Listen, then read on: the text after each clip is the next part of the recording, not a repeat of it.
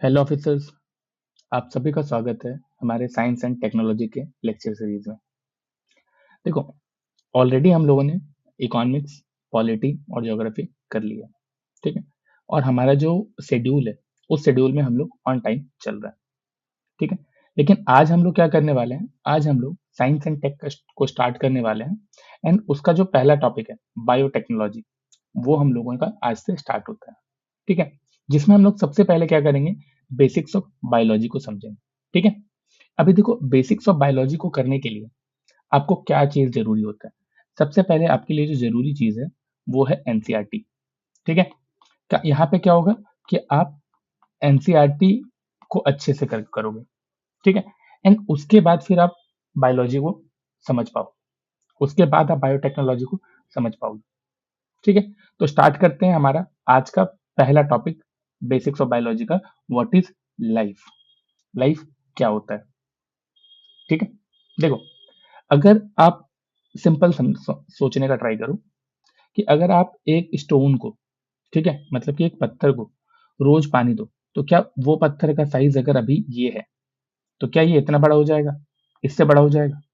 Growth होगा इसमें? क्या नहीं होगा। अगर हम इसे धूप में रखते हैं, सनलाइट देते हैं, ठीक है, तो क्या ये पत्थर और ज्यादा बड़ा होता जाएगा? ऐसा हो सकता है क्या? क्या ये कभी एक दिन ट्री बन पाएगा? नहीं होता ना ऐसा। यही तो डिफरेंस होता है ना लिविंग और नॉन लिविंग में। और यहाँ पे लोग कंफ्यूज नहीं होते हैं। बेसिकली यहाँ से बायोलॉजी स्टार्ट होती है, ठीक है। अभी देखो, बायोलॉजी में सबसे पहला चीज आता है कि लाइफ है क्या। What is the life? जब आपसे पूछा जाता है कि लाइफ का मीनिंग क्या है, तो लाइफ को डायरेक्टली डिफाइन बहुत तरह से किया जाता है। बायोलॉजी में कुछ अलग डिफिनेशन होता है, ठीक है। अगर आप स्पिरिचुअलिटी में देखोगे तो वहां पे अलग डेफिनेशन होता है। बट जब हम साइंस की तरफ पढ़ रहे हैं, तो हम लोग इसका एक डेफिनेशन नहीं देखते हैं। हम लोग क्या करते हैं, हम लोग सबसे पहले ये समझते हैं कि आखिर क्या क्या चीजें हैं, क्या क्या कैरेक्टरिस्टिक्स है, जिससे हम ये आइडेंटिफाई करते हैं कि कोई भी चीज में लाइफ है, कोई भी ऐसा जो मैटर है उसमें लाइफ है, या कोई भी ऐसा ऑर्गेनिज्म है जिसमें लाइफ है, ठीक है। इसीलिए जब हम लाइफ को डायरेक्टली डिफाइन नहीं करते हैं, तो आखिर ऐसा क्या क्या कैरेक्टरिस्टिक्स है जिसके थ्रू हम ये समझ सकते हैं कि लाइफ किस में होता है, ठीक है। देखो, लाइफ को आइडेंटिफाई करने के लिए ना कुछ फीचर्स होते हैं, और वो फीचर यहाँ पे मैंने लिखे हैं। अगर ये सारे फीचर्स अवेलेबल हैं किसी भी ऑर्गेनिज्म में, किसी भी मैटर में, मतलब कि वो लिविंग बीइंग है, उसमें लाइफ है। और सबसे पहला क्या होता है? सबसे पहला होता है मेटाबॉलिज्म, ठीक है। मेटाबॉलिज्म क्या है, आखिर इसमें ये बताता क्या? आज हम लोग क्या करेंगे ना, साइंस एंड टेक को, सिर्फ और सिर्फ पूरा साइंस एंड टेक को, ये सिर्फ बायो को नहीं, ये तो बायोलॉजी है। हम लोग क्या करने वाले हैं, पूरा का पूरा साइंस को ही समझने वाले हैं, अलग तरीके से, एकदम ऐसा ग्राउंड लेवल से, लाइक एग्जाम्पल के, जो हम रियल लाइफ में देखते हैं उन सारे एग्जाम्पल को यूज करके। तभी क्या है कि आपको ये चीजें अच्छे से कवर हो पाएगी, अच्छे से समझ पाओगे। क्योंकि बहुत सारे स्टूडेंट है जो कि नॉन साइंस बैकग्राउंड से हैं, उनको क्या होता है ना, साइंस एंड टेक्नोलॉजी में बहुत दिक्कत आती है। उन्हें लगता है कि ये उनके बस का नहीं है, और वो नहीं कर पाते, उन्हें लगता है ये समझ नहीं आएगा, ठीक है। तो अब हम लोग एक एक चीज को रियल लाइफ एग्जाम्पल के साथ समझने का ट्राई करेंगे। जैसे कि देखिए, मेटाबॉलिज्म क्या होता है, ठीक है। अगर हम इस तरह से पढ़े, तो यहाँ पे क्या लिखा है? All chemical reaction that take place inside living organism. सारा केमिकल रिएक्शन जो कि एक लिविंग ऑर्गेनिज्म के अंदर होता है, इनसाइड, ठीक है। इधर फॉर सिंथेसाइजिंग मॉलिक्यूल और ब्रेकिंग देम डाउन, या तो मॉलिक्यूल को बनाने के लिए, या फिर मॉलिक्यूल को ब्रेक डाउन करके एनर्जी रिलीज करने के लिए। क्लियर है? ये बेसिक डेफिनेशन है, लेकिन हम क्या समझेंगे, आप समझ के जाओ। मेटाबॉलिज्म का मतलब होता है, जो हमारा लाइफ है ना, लाइफ का एक ये चूल्हा है, ठीक है। यहाँ पे क्या होता है, हर सेल के अंदर एक इनविजिबल किचन चल रहा है, जो हमें दिखता नहीं है। और उसी इनविजिबल किचन में क्या होता है, हम मेटाबॉलिज्म को देखते हैं। मेटाबॉलिज्म क्या है? ऑल केमिकल रिएक्शन, सभी केमिकल रिएक्शन जो कि सेल के अंदर होते हैं। अभी देखो, इसमें टाइप्स भी है। हम लोग क्या है कि बहुत डिटेल में नहीं करेंगे, नहीं तो बहुत टाइम जाएगा, बहुत समय लगेगा इस चैप्टर को करने में। तो हम लोग जो जो इंपॉर्टेंट है बायोटेक को समझने के लिए, उस हिसाब से उन सारे कॉन्सेप्ट को यहाँ पे समझने वाले हैं। सबसे पहले आता है मेटाबॉलिज्म। ठीक है, यहाँ पे क्या है देख रहे हैं, सभी केमिकल रिएक्शन। अब ये जो केमिकल रिएक्शन है ना, इसमें भी टाइप्स हैं, एक तरह का केमिकल रिएक्शन नहीं होता है। अब यहाँ पे टाइप्स क्या है, एक है एनाबॉलिज्म और एक है कैटाबॉलिज्म। एनाबॉलिज्म में क्या बोल रहा है, सिंथेसाइजिंग मॉलिक्यूल्स, मतलब ये क्या कर रहा है, ये एक कॉम्प्लेक्स मॉलिक्यूल बना रहा है।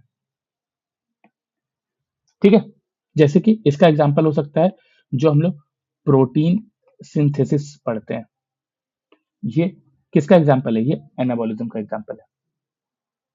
ठीक है, अभी देखो फिर दूसरा टाइप क्या है, दूसरा टाइप है कैटाबॉलिज्म। ये कैटाबॉलिज्म क्या है, ये क्या करता है, कैटाबॉलिज्म में हम क्या देख रहे हैं, breaking them down to release energy. ये क्या करता है, मॉलिक्यूल्स को ब्रेक डाउन करता है और एनर्जी रिलीज करता है। ठीक है, जैसे एग्जांपल अगर इसका समझना है, तो इसका एग्जांपल समझो, जो हमारे बॉडी में ग्लूकोज को ब्रेक डाउन किया जाता है जब हम रेस्पिरेशन करते हैं, जब हम सांस लेते हैं। ठीक है, इस सीन में क्या होता है, इस प्रोसेस में क्या होता है, ग्लूकोज जो होता है वो ब्रेक डाउन होता है। ठीक है, और हम लोग क्या होता है, हम लोगों को एनर्जी मिलता है। ठीक है, तो अगर हम एकदम सिंपल एग्जांपल में समझें कि आखिर एनाबॉलिज्म और कैटाबॉलिज्म क्या है, तो हम क्या बोल सकते हैं, हम ये बोल सकते हैं कि जैसे रोटी बनाया जा रहा है, इसको हम लोग कह सकते हैं एनाबॉलिज्म। और जब ये रोटी खा के हमें एनर्जी मिलती है, ठीक है, जब ये रोटी खा के हमें एनर्जी मिलती है, ये एनर्जी कहाँ पे मिल रहा है, ये जो एनर्जी का प्रोसेस है, ये कैटाबॉलिज्म का है। मतलब हम क्या करते हैं, हम रोटी खाते हैं, हमारे वो डाइजेस्टिव सिस्टम में जाता है, डाइजेस्ट होता है, एंड उससे जो भी हमें जरूरी मिनरल्स हैं, जरूरी विटामिन हैं, वो सब मिल जाते हैं। ठीक है, जो जरूरी न्यूट्रिएंट्स हैं वो मिल जाता है, एंड इसी चीज को हम लोग कहते हैं कैटाबॉलिज्म। अब एक बात सोच के देखो, अगर किसी के अंदर का मेटाबॉलिज्म रुक जाता है, ठीक है, मतलब उसका बॉडी क्या हो रहा है, मेटाबॉलिज्म का प्रोसेस को नहीं कर पा रहा है, इसका मतलब आपको क्या समझना है, इसका मतलब आप सिंपल समझो कि लाइफ खत्म हो गई, अब लाइफ बचा हुआ नहीं। जैसे कि हम लोगों ने यहाँ पे पहले हम लोग क्या देख रहे थे, एक स्टोन का एग्जांपल लेके, स्टोन में पानी डालेंगे तो क्या वो बढ़ जाएगा, नहीं ना। स्टोन में क्या है, मेटाबॉलिज्म नहीं होता है, इसलिए क्या है, ये लिविंग नहीं है। अब आते हैं हम लोग दूसरा क्या है, सेलुलर ऑर्गेनाइजेशन। यहाँ पे क्या है, ये क्या बता रहा है, every living organism is composed of one और मोर सेल। जो भी लिविंग ऑर्गेनिज्म है वो एक या एक से ज्यादा सेल से बना हुआ है। और सेल क्या है, सेल बेसिक स्ट्रक्चरल यूनिट होता है, जिसमें क्या है, मेटाबॉलिज्म भी होता है, ग्रोथ भी होता है, जेनेटिक एक्टिविटी भी होता है। एंड यही रीजन है कि हम सेल को फंडामेंटल यूनिट ऑफ लाइफ बोलते हैं। अभी देखो ये जो फीचर्स है मेटाबॉलिज्म का, ग्रोथ का, जेनेटिक एक्टिविटी का, ये सारे फीचर्स क्या है, एक सेल को लिविंग ऑर्गेनिज्म बनाते हैं। ठीक है, और यहीं से जब हम सेल के बारे में बात करते हैं, तो हम क्या देखते हैं कि सेल के बारे में क्या बोल रहा है, the cell is fundamental unit of life because of this feature. कौन कौन से फीचर, मेटाबॉलिज्म, ग्रोथ और जेनेटिक एक्टिविटी का। अब जब बात होती है, एक यूपीएससी के पीवाईक्यू में ही एक क्वेश्चन था वायरस के ऊपर, जिसमें बहुत लोगों ने वायरस को लिविंग ऑर्गेनिज्म मार्क कर दिया था। क्यों, उतने डिटेल में नहीं देख रहे थे, सॉरी, वायरस को सेल मान लिया था। ठीक है, देखो वायरस है ना, virus are not regarded as living. क्यों नहीं रिगार्ड किया गया था, क्यों नहीं हम वायरस को एक लिविंग ऑर्गेनिज्म मानते हैं, क्योंकि यहाँ पे सिर्फ न्यूक्लिक एसिड एंड प्रोटीन होता है। ठीक है, आप यहाँ पे क्या देख रहे हो कि न्यूक्लिक एसिड एंड प्रोटीन है। यहाँ पे जो ये हम फीचर्स के बारे में बात कर रहे हैं, metabolism, growth and genetic activity, ये नहीं होता है, ये खुद से जिंदा नहीं रह सकता है। इसे हमेशा क्या चाहिए होता है, एक होस्ट चाहिए होता है। अगर इसके अंदर मेटाबॉलिज्म की एक्टिविटी पूरी तरह से होती, जहाँ पे एनाबॉलिज्म और कैटाबॉलिज्म दोनों होता, ठीक है, तो क्या होता, ये एक लिविंग ऑर्गेनिज्म होता। बट इसमें ऐसा नहीं होता है, जिसके कारण वायरस क्या है, एक लिविंग ऑर्गेनिज्म नहीं है। आज अभी हम लोग का लाइव एग्जांपल अगर हम लोग देखना चाहें, तो जो हम लोग कोविड के टाइम पे देख रहे थे, जो कोविड वायरस था, ठीक है, ये कोविड वायरस में हमने क्या देखा कि कोविड 6 घंटे, अगर सरफेस कोविड का वायरस अगर 6 घंटे सरफेस पे रहता है तो फिर वो मर जाता है। लेकिन अगर उसे कोई होस्ट मिल गया, ठीक है, तो वो उसके ऊपर मल्टीप्लाई होता रहता है। क्लियर? चल, अब आते हैं हम लोग अगले फीचर पे, और वो क्या है? ये है ग्रोथ। ये फीचर बहुत जरूरी है। इस फीचर को इस तरह से समझना बहुत इंपॉर्टेंट है, तभी आप साइंस एंड टेक को समझ पाओ। उसके बाद आता है ग्रोथ। ग्रोथ का फैक्टर क्या है? लिविंग ऑर्गेनिज्म इंक्रीज इधर इन मास और इन नंबर ऑफ सेल। देखो, कोई भी लिविंग ऑर्गेनिज्म होता है ना, उनमें ग्रोथ होता है। जैसे हम लोगों ने यहाँ पे स्टोन का एग्जांपल लिया था, कि स्टोन में ग्रोथ हो सकता है क्या? पानी डालेंगे, सनलाइट देंगे तो ग्रोथ हो जाएगा क्या? नहीं होता है ना। तो इसी तरह से क्या है, जो भी लिविंग ऑर्गेनिज्म होता है उसमें ग्रोथ होता है, या तो उसके मास में, या तो उसके नंबर ऑफ सेल में। ठीक है? अगर वो एक सेल का है तो मल्टीप्लाई होता रहेगा, इस तरह से सेल उसके बढ़ते रहेंगे। या तो क्या, अगर वो अभी 1 kg का है, कुछ टाइम बाद ये बढ़ के 2 kg, 5 kg, 8 kg, इस तरह से होता जाएगा। तो हम क्या देख रहे हैं, या तो मास में इंक्रीज हो रहा है, या तो नंबर ऑफ सेल्स में इंक्रीज हो रहा है। एंड ये जो ग्रोथ है, ये ग्रोथ इंटरनली रेगुलेटेड होना चाहिए। इंटरनली इंटरनली रेगुलेटेड का मतलब क्या है? कि अंदर से रेगुलेट होना चाहिए, अंदर से वो ग्रोथ होना चाहिए। ठीक है? अभी देखो, अंदर से बढ़ने का मतलब क्या है? हमने देखा कि यहाँ पे बात हो रहा है ग्रोथ इन लिविंग ऑर्गेनिज्म। जो लिविंग ग्रोथ होता है वो इंटरनली रेगुलेटेड होता है, जिसमें या तो मास बढ़ता है, या तो नंबर ऑफ सेल बढ़ते हैं।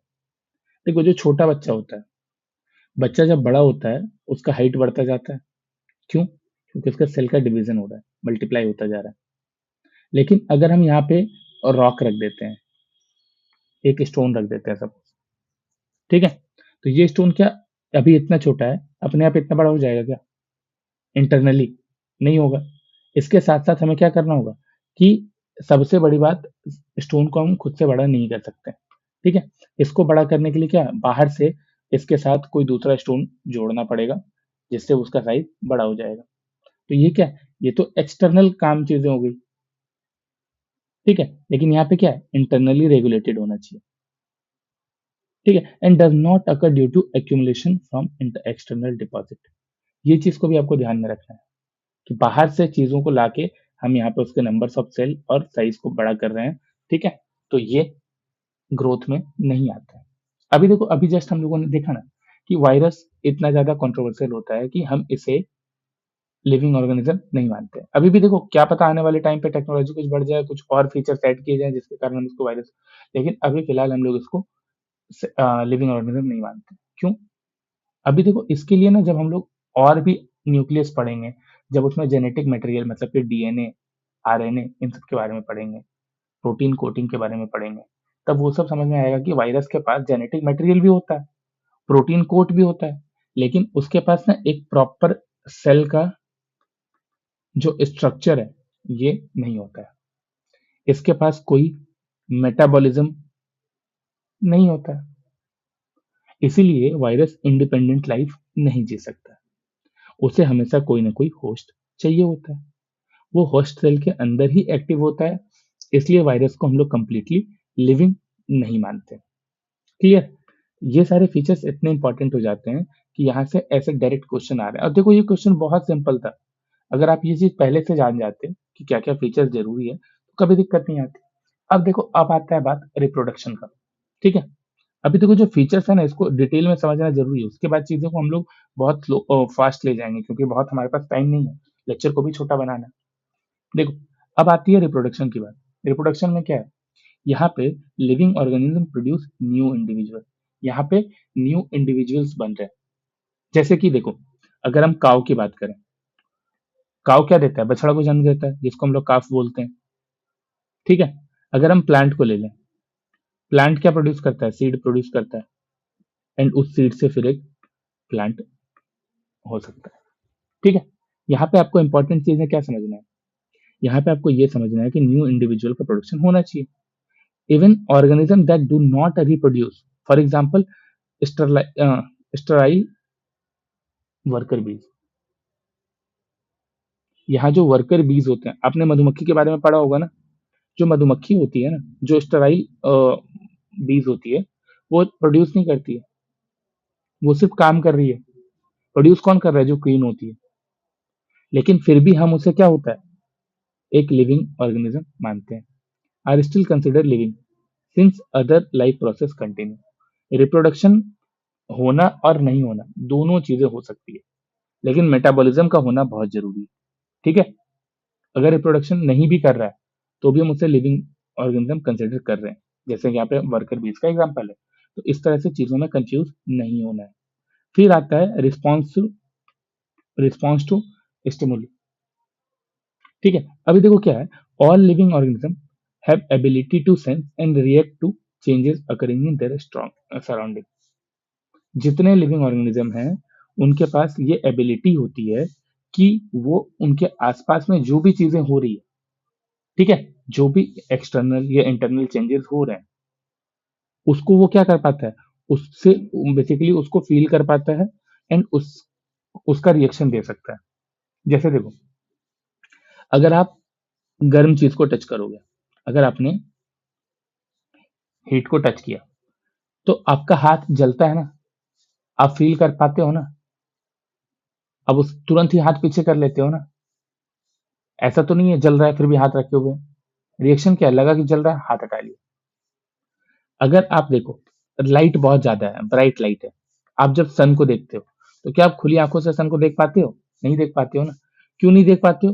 क्योंकि आपकी जो आंखें हैं वो बंद हो जाती है। रिएक्शन, आपने सनफ्लावर देखा है, ठीक है, सनफ्लावर के साथ क्या है कि सनफ्लावर हमेशा लाइट की डायरेक्शन में मुड़ी होती है। क्यों ऐसा होता है? वो भी लाइट को फील कर पा रही है ना, वो भी लाइट को देखकर रिएक्ट कर पा रही है, तो उसे भी हम लोग लिविंग ऑर्गेनिज्म में रखते हैं। ठीक है, तो और अगर ऑर्गेनिज्म रिस्पॉन्स दे सकता है तो इसका मतलब वो लिविंग है। आप सोच के देखो कि अगर आप पत्थर पे कितना भी हथौड़ा मारो, क्या वो रिस्पॉन्स देता है कुछ? वो बोलता है दर्द हो रहा है, वो बोलता है मैं टूट रहा हूं। सिंपल, इसी चीज को समझना। अभी आता है होमियोस्टेसिस। ठीक है, होमियोस्टेसिस क्या होता है? ये बेसिकली, होमियोस्टेसिस का मतलब होता है बॉडी बॉडी का जो इंटरनल कंट्रोल सिस्टम होता है। ठीक है, क्या जिसके बारे में बात हो रहा है, ये इंटरनल बैलेंस के बारे में। ठीक है, living organism maintain internal balance. अब इंटरनल बैलेंस क्या होता है? देखो, होमियोस्टेसिस में आपको दिखेगा कि इंटरनल एनवायरनमेंट को स्टेबलाइज करके रखता है। आप हर किसी लिविंग ऑर्गेनिज्म में देखोगे, जैसे कि अभी पहले हम एक एक करके देखते हैं। एग्जाम्पल में ह्यूमन, ह्यूमन क्या करता है, अपना बॉडी टेम्परेचर को रेगुलेट करता है। ब्लड में अगर शुगर लेवल बढ़ गया है या घट गया है तो इसको भी ऑटोमेटिक वो ये बैलेंस करता है, स्टेबलाइज करता है। और जब नहीं कर पाता है, बहुत ज्यादा बढ़ जाता है, तो हम लोग क्या करते हैं, हम लोग इंसुलिन का डोज लेने लगते हैं। क्या करता है ये इसी को बैलेंस करने का काम कर रहा है। हमारे बॉडी में जो वाटर बैलेंस होता है ये भी बॉडी खुद से कर पाता है। अगर आप देखोगे तो डॉग्स को देखो, जब आप देखोगे कि ठंड के टाइम में डॉग्स को ठंड लगती है ना, तो अपने बॉडी को बहुत ज्यादा मूव हिलाते हैं, बहुत ज्यादा मूव करते हैं, ताकि वो इंटरनल हीट जनरेट हो सके, जिससे उसे ठंड कम लगे। ठीक है, अभी ये सारी चीजें क्या है? ये सारी चीजें आपको बताता है कि लिविंग जो ऑर्गेनिज्म होते हैं उनमें होम्योस्टेसिस मतलब बॉडी का इंटरनल कंट्रोल सिस्टम एक्टिव होता है।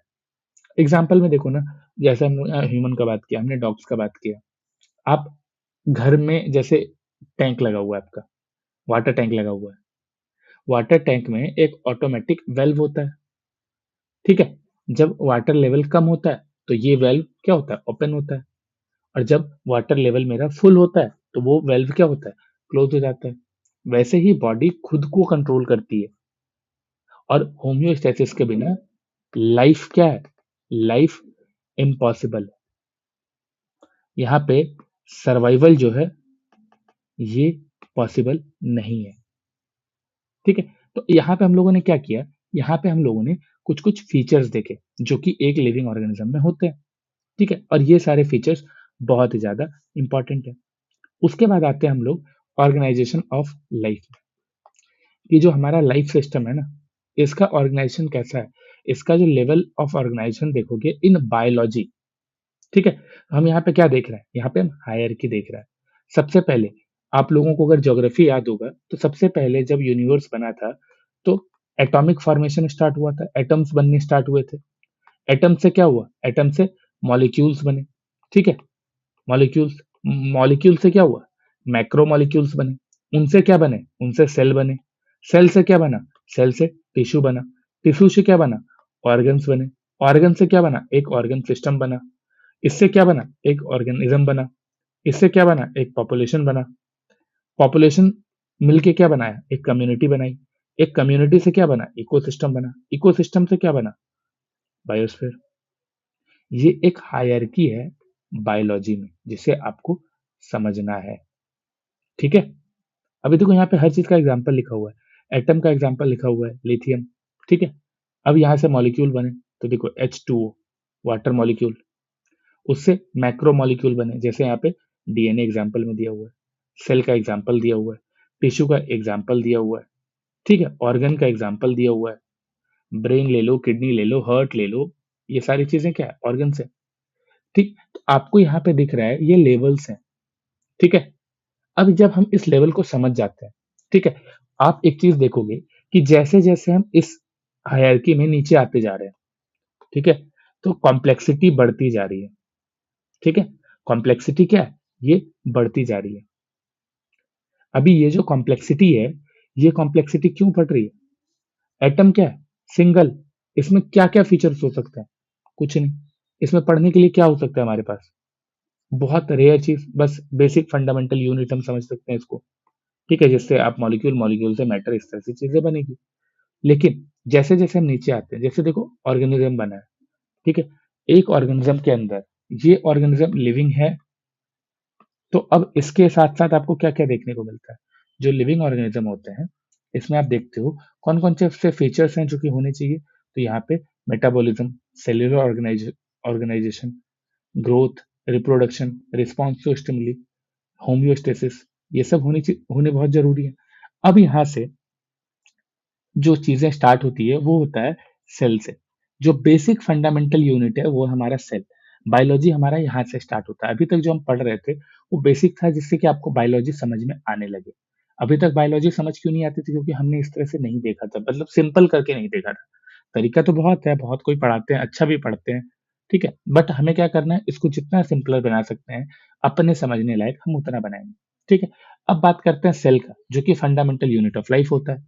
अब खुद से एक सवाल पूछो कि अगर एक सेल को अलग कर दिया जाए, ठीक है, तो क्या वो सरवाइव कर पाएगा, सिंगल सेल खुद में सरवाइव कर सकता है क्या।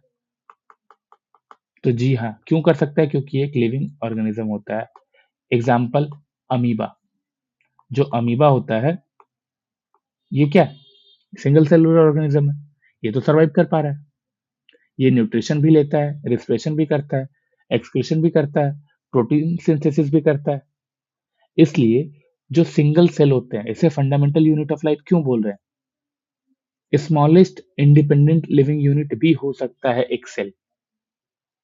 ठीक है, ऐसा मत समझना कि कोई बहुत स्मॉलर दे दिया गया तो वो इंडिपेंडेंट लाइफ सस्टेन नहीं कर सकता, ऐसा जरूर नहीं है। एक सेल इंडिपेंडेंट लाइफ सस्टेन कर सकता है। ठीक है, अभी देखो इसको हम इसके फीचर्स को समझते हैं। सबसे पहला क्या है, the cell is the basic structure and functional unit of all living organism. ठीक है, meaning it is the smallest living unit of an organism. एक लिविंग ऑर्गेनिज्म का स्मॉलेस्ट यूनिट क्या है, सेल है।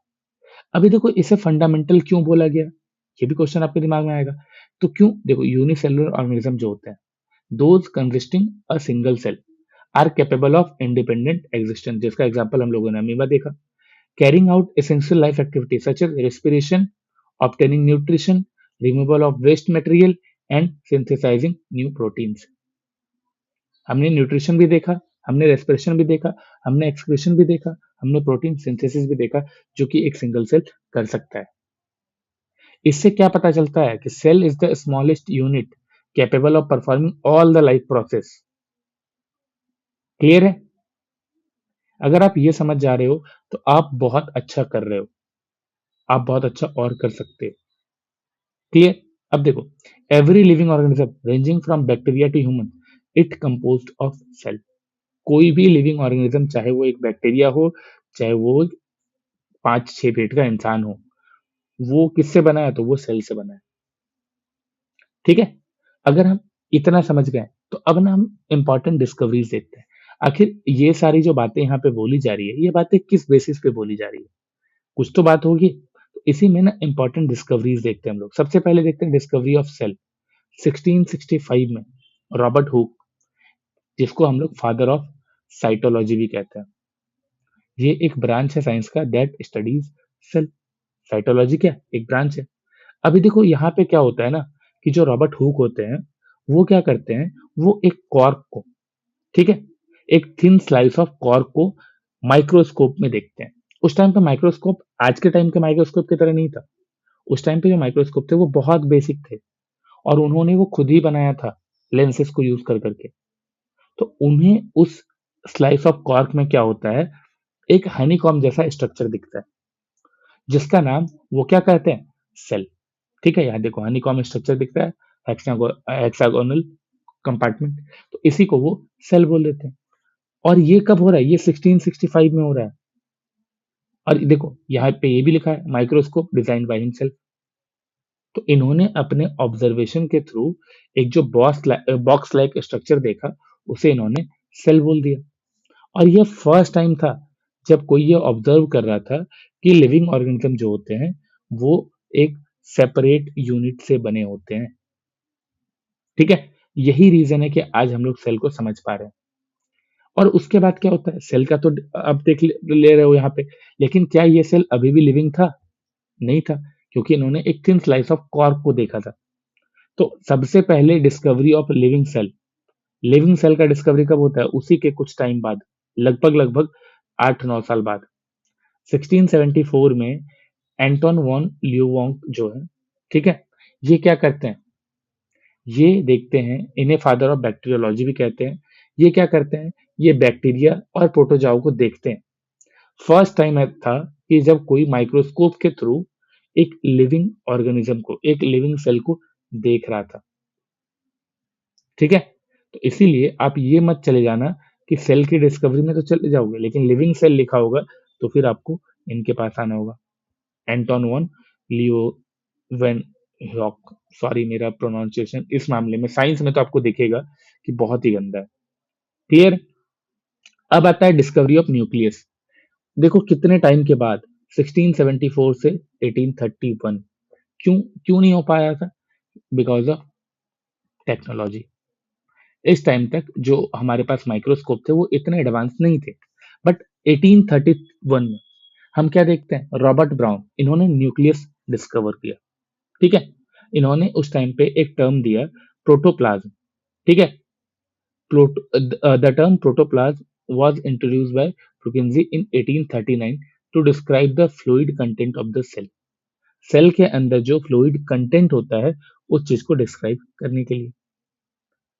ठीक है, और इसके साथ साथ इन्होंने ये बताया, ये जो न्यूक्लियस है ये क्या है, बेसिकली ये जो न्यूक्लियस है ये क्या, कंट्रोल सेंटर, आप कह लो control room of the cells. Clear? अब देखो ये जब हम समझ जाते हैं, और 39 में हमने क्या देखा, पुरकिन जी, जिन्होंने एक फ्लूइड कंटेंट के बारे में बताया, और ये टर्म क्या था, ये था प्रोटोप्लाज्म। प्रोटोप्लाज्म क्या है, एक लिविंग कंटेंट है सेल के अंदर। ठीक है, अभी देखो ना यहाँ पे पिक्चर्स भी डाले हुए हैं, इन पिक्चर्स के थ्रू आप समझ सकते हो सेल कैसे कैसे होते हैं। क्लियर है? अब देखो जब हम सेल के बारे में समझते हैं तो हम लाइफ को एक तरह से समझ गए। ठीक है, जिसमें हम देखें metabolism, cellular organisation, growth, reproduction, stimuli response और होम्योस्टेसिस। ये जो चीज है ये बहुत ही इंपॉर्टेंट फीचर्स हैं। ठीक है, आप खुद ही अपने आपसे क्वेश्चन करना, मैं कुछ कुछ क्वेश्चन दे रहा हूँ, इसको आप अपने आप से करना और फिर सोच के देखना कि अगर कोई चीज ग्रो करे पर उसके अंदर मेटाबॉलिज्म ना हो तो क्या वो लिविंग है? नहीं है। वायरस को देख लो, हम उसे लिविंग नहीं बोलते हैं। ठीक है, अब ये जो आंसर है ये सीधा यूपीएससी ने पूछा है, तो सोचो कितना बेसिक से क्वेश्चन पूछ रहा है, कितना इजी चीज से क्वेश्चन पूछ रहा है। आप सोचो अगर होम्योस्टेसिस फेल हो जाए, क्योंकि ये सारे इंपॉर्टेंट फीचर्स हैं, अगर होम्योस्टेसिस फेल हो जाए तो क्या होगा, क्या वो इंसान या फिर क्या वो लिविंग ऑर्गेनिज्म सर्वाइव कर पाएगा? सोच के देखो। इसीलिए सेल को हम फंडामेंटल यूनिट कहते हैं। ठीक है, इतना हमें अगर समझ आ गया है तो अब हम लोग समझेंगे शेप ऑफ सेल। ये जो सेल होता है इसका शेप कैसा होता है? ठीक है, अभी देखो यहाँ पे क्या है, जब हमें न्यूक्लियस के बारे में पता चल जाता है, जब हमें लिविंग सेल के बारे में पता चल जाता है, इन सभी डिस्कवरी के बाद क्या होता है, एक टाइम के बाद हम लोग इलेक्ट्रॉन माइक्रोस्कोप भी खोज लेते हैं, बना लेते हैं। ठीक है, 1940s में। तो साइंटिस्ट अब ना सेल को और डीपली ऑब्जर्व कर सकते थे और डीपली समझ सकते थे। ठीक है, ये जो कॉम्प्लेक्स इंटरनल स्ट्रक्चर है सेल का, उसके अंदर क्या क्या चीजें हैं अब उसे भी देख पा रहे थे। ठीक है, तो ये उससे क्या हुआ ना, इसके बाद हम सेल के शेप और साइज, इस चीज को बहुत ही क्लोजली मॉनिटर कर पा रहे थे। तो इसके बाद क्या हुआ, हमें सेल के बारे में बहुत सारी चीजें पता चली। देखो, some cell such as amoeba exhibit changing shape. ये क्या एग्जिबिट करता है, ये अपना शेप भी चेंज कर ले रहा है। अमीबा का कोई शेप नहीं होता, आज ऐसा है कल ऐसा भी हो सकता है। ठीक है, ऐसा भी हो सकता है, परफेक्ट सर्कल में भी हो सकता है, स्क्वायर में भी हो सकता है। ठीक है, यहाँ पे इसका कोई परफेक्ट शेप नहीं होता, ये अपने शेप को चेंज कर सकता है। क्लियर? अभी देखो, cell shape can be highly specialised. ठीक है, कभी कभी क्या होता है, सेल का जो शेप होता है बहुत ज्यादा स्पेशलाइज्ड होता है। देखो, जैसे नर्व सेल है। नर्व सेल क्या है, उसका एक अलग स्ट्रक्चर है। यहाँ पे हम लोगों ने सेल के पिक्चर्स देखे थे ना, ये देखो, ये हमारा व्हाइट ब्लड सेल है, ये हमारा रेड ब्लड सेल है, ये हमारा बोन सेल है, ये हमारा नर्व सेल है, स्पर्म सेल है, ओवम सेल है, इंटेस्टिनल सेल है। सबका देखो अलग अलग फीचर्स है, सबका अलग अलग स्ट्रक्चर है, अलग अलग शेप है। तो आप एक बात समझ लो, इन एन ऑर्गेनिज्म में contain cell of various type. कभी कभी ऐसा भी होता है कि किसी एक लिविंग ऑर्गेनिज्म के अंदर आपको अलग अलग तरह के बहुत सारे सेल्स दिख जाए।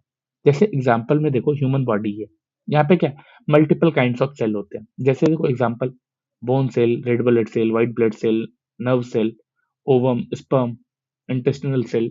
ये सारे क्या है, ये सारे एग्जांपल हैं एक ह्यूमन बॉडी के अंदर के सेल का। ठीक है, अब ना जब हम ये भी समझ जा रहे हैं ना, तो अब हम लोग क्या करेंगे, अलग अलग तरह के जब सेल को भी समझ गए, तो अब ना हम सेल के कैटेगरीज वाइज डिवीजन देखेंगे, हम सेल का टाइप्स देखेंगे। ठीक है, और सबसे पहले इसमें जो टाइप्स होता है, कौन कौन होते हैं, एक होता है यूकैरियोटिक, एक होता है प्रोकैरियोटिक। ठीक है, और ये जो यूकैरियोटिक और प्रोकैरियोटिक है, ये किसके बेसिस पे है, on the basis of nature of the nucleus. ठीक है, सेल को हमने क्लासिफाई किया है दो टाइप से, न्यूक्लियस का नेचर के बेसिस पे। ये बात ध्यान रखना, यूकैरियोटिक और प्रोकैरियोटिक जो है, इसका डिवीजन हम लोगों ने कैसे किया है, on the basis of nucleus. अभी देखो क्या होता है, prokaryotic cell do not possess a true nucleus. अब ना हम थोड़ा सा समझते हैं, यहाँ पे अगर आप देखोगे कुछ कुछ फीचर्स को देखना, एक पहला, not possess a true nucleus. ठीक है, जिसमें ट्रू न्यूक्लियस नहीं होता है। ठीक है, एंड और अदर क्लियरली डिफाइंड ऑर्गेनेल्स। यहाँ पे ना न्यूक्लियस होता है ना अदर ऑर्गेनेल्स होता है जो कि क्लियरली डिफाइंड है, जिसमें मेम्ब्रेन भी है, इस तरह से चीजें नहीं होती। ठीक है, उसके बाद भी यहाँ पे क्या देखते हैं, जेनेटिक मटेरियल हम प्रेजेंट देखते हैं। अब देखो यहाँ पे क्या समझना है, it is not include with in a nuclear membrane, instead the genetic material is located directly in the cytoplasm in an irregularly shaped known as the nucleoid। क्या समझ में आया? आप देख रहे हो एक प्रोकैरियोटिक में ना ही एक ट्रू न्यूक्लियस होता है, और डीएनए मतलब कि आप यहाँ पे जो जेनेटिक मटेरियल देख रहे हो, डीएनए या आरएनए, ये भी अगर होता है तो ये कहाँ होता है, ये होता है साइटोप्लाज्म में फ्री फॉर्म में, जिसके हम लोग न्यूक्लियोइड कहते हैं। लेकिन कुछ कुछ सेल्स में आप क्या देखोगे कि ये कहाँ होता है, ये न्यूक्लियस के अंदर होता है। ठीक है, तो हम उस चीज को भी समझेंगे। अभी देखो क्या है ना, यहाँ पे बहुत सारी चीजें भी मैटर करती है, जैसे राइबोसोम का क्वांटिटी, यहाँ पे मैटर करता है साइज। ठीक है, अभी देखो क्या है, prokaryotic cells are always unicellular like bacteria. ये क्या होता है, हमेशा यूनिसेलुलर होता है, जिसमें एग्जांपल में आपको यहाँ पे बैक्टीरिया भी दिया हुआ है। अभी देखो, there are some evidence suggesting that certain bacterial species can come together and divide labor, allowing the colony to function more efficiently। अभी यहाँ पे क्या होता है ना, कुछ कुछ तरह के जो बैक्टीरियल स्पेसीज होते हैं वो एक साथ आके एक कॉलोनी बना लेते हैं, जहाँ पे अपने अपने काम को वो लोग डिवाइड कर लेते हैं और बहुत इफिशिएंटली फंक्शन करना स्टार्ट कर देते हैं। ये क्या बताता है? ये बेसिकली आपको फीचर बताता है एक मल्टी सेलुलर ऑर्गेनिज्म का। ठीक है, और इसीलिए हम लोग प्रोकैरियोटिक में इन सब चीजों को ध्यान देते हैं। ठीक है, अब देखोगे प्रोकैरियोटिक क्या है, यूनिसेलुलर है। मतलब क्या है, जनरली वो स्मॉलर साइज में मिलते होंगे as compare to eukaryotic cell. अब यहाँ पे क्या है, despite being structurally simple, they exhibit remarkable metabolic diversity and capable of surviving in extreme environment. देखो यहाँ पे क्या पता चल रहा है हमें, यहाँ पे पता चल रहा है ये जो प्रोकैरियोटिक सेल होते हैं, ठीक है, ये सब क्या है, बहुत स्मॉलर होते हैं, बहुत छोटे छोटे होते हैं, एंड एक्सट्रीम इन्वायरमेंटल कंडीशन में भी ये सरवाइव कर पाते हैं। Got it? चल, अगर इतना समझ गए हो तो फिर हम आगे बढ़ते हैं, यूकैरियोटिक के बारे में समझते हैं। यूकैरियोटिक सेल क्या है, कंपैरेटिवली लार्जर होते हैं, मोर कॉम्प्लेक्स होता है एंड हाईली ऑर्गेनाइज होता है। यहाँ पे हाईली ऑर्गेनाइज से मतलब समझो, जो न्यूक्लियस है उसमें भी मेम्ब्रेन दिखेगा, जो अदर ऑर्गेनल्स हैं सेल के उसमें भी मेम्ब्रेन दिखेगा। They possess a true nucleus, a nucleus enclosed by nuclear membrane. ठीक है, मतलब ये मेरा सेल है, इसके अंदर न्यूक्लियस है, तो न्यूक्लियस मेम्ब्रेन से वो बाउंडेड है। क्लियर है? अभी देखो ये जो सेवरल मेम्ब्रेन बाउंड ऑर्गेनल्स हैं, ये सब क्या होते हैं, ये अपने अपने स्पेशलाइज्ड फंक्शन को परफॉर्म कर रहे होते हैं। ठीक है, और ये जो इंटरनल कंपार्टमेंट दिख रहा है आपको हर सेल के अंदर, ये क्या है, ये यूकैरियोटिक सेल में देखने को मिलता है, जो कि बहुत अच्छे से फंक्शन भी करता है एंड साथ ही साथ फंक्शनल जो डाइवर्सिटी होती है उसमें कंट्रीब्यूशन भी करता है। क्लियर है? अभी देखो क्या होता है, जब हम यूकैरियोटिक एंड प्रोकैरियोटिक को पढ़ चुके हैं, समझ चुके हैं उसमें क्या क्या दिक्कत है, आपको क्या दिखता है, they are commonly found in multi cellular organism. Eukaryotic आपको ज्यादातर मल्टी सेलुलर ऑर्गेनिज्म में ही देखने को मिलता है। प्लांट ले लो, एनिमल ले लो, फंगी ले लो। ठीक है, अभी देखो बहुत सारे यूनिसेलुलर यूकैरियोटिक भी होते हैं जो कि एग्जिस्ट कर रहे हैं। ठीक है, अभी देखो these unicellular eukaryotic organism are grouped under the phylum Protista. जो इस तरह के ग्रुप्स हैं इसको हम लोग कहाँ पे रखते हैं, जब हम क्लासिफिकेशन करते हैं उसमें हम लोग इसको रखते हैं फाइलम प्रोटिस्टा में। ठीक है, अभी देखो टाइप्स ऑफ सेल जब हम पढ़ते हैं ना, दो तरह के निकले, क्या, न्यूक्लियस, प्रोकैरियोटिक में no true nucleus, DNA remains free in cytoplasm जिसे हम न्यूक्लियोइड कहते हैं, एंड यूकैरियोटिक सेल में क्या देखते हैं, true nucleus enclose by nuclear membrane. यहाँ पे एक न्यूक्लियस होता है जिसके साथ साथ न्यूक्लियस मेम्ब्रेन भी होता है। क्लियर है? नहीं, सॉरी, इसमें आप एक चीज और देखोगे, यहाँ पे प्रोकैरियोटिक में कोई मेम्ब्रेन बाउंडेड ऑर्गेनेल नहीं होते, बट यूकैरियोटिक में अगर आप देखोगे तो बहुत सारे ऐसे ऑर्गेनेल हैं जो कि मेम्ब्रेन बाउंडेड होते हैं। सेल का साइज देख लो, डीएनए का स्ट्रक्चर देख लो, राइबोसोम देख लो एंड एग्जाम्पल देख लो। इतना अगर आप देख लेते हो, इतना समझ लेते हो, तो फिर यहाँ से कोई भी दिक्कत नहीं आएगी। क्लियर है? अब आते हैं हम लोग अगले टॉपिक पे, जो क्या है, structural organisation of a cell. एक सेल के अंदर इंटरनल ऑर्गेनाइजेशन, स्ट्रक्चरल ऑर्गेनाइजेशन कैसा होता है। ठीक है, देखो every living cell possesses the ability to carry out certain fundamental function that are characteristics of all living organism, जो कि हम लोगों ने ऊपर देखा। ठीक है, अभी यहाँ पे क्या है ना, कि आपको ये चीज समझना है, जब हम सेल के बारे में पढ़ते हैं, ठीक है, जब हम सेल के स्ट्रक्चर के बारे में पढ़ते हैं, तो हमें इन सारी चीजों को ध्यान देना पड़ता है, क्योंकि within a single cell आप क्या देखते हो कि डिवीजन ऑफ लेबर यहाँ पे किया हुआ है। हर एक ऑर्गेनल अपना एक काम ही कर रहा है। ठीक है, हर एक काम को हर कोई कर रहा है, यहाँ पे ऐसा नहीं है। ठीक है, और ये जो फंक्शन है, इस फंक्शन में आपको क्या दिखता है, synthesis of new material within the cell. Cell के अंदर आपको ये सिंथेसिस देखने को मिलता है, चाहे वो रेस्पिरेशन हो, चाहे वो रिपेयर प्रोसेस हो, चाहे वो रिमूवल ऑफ वेस्ट मटेरियल हो। ठीक है, और चाहे कोई भी काम हो, ये आपको सेल के अंदर देखने को मिलता है।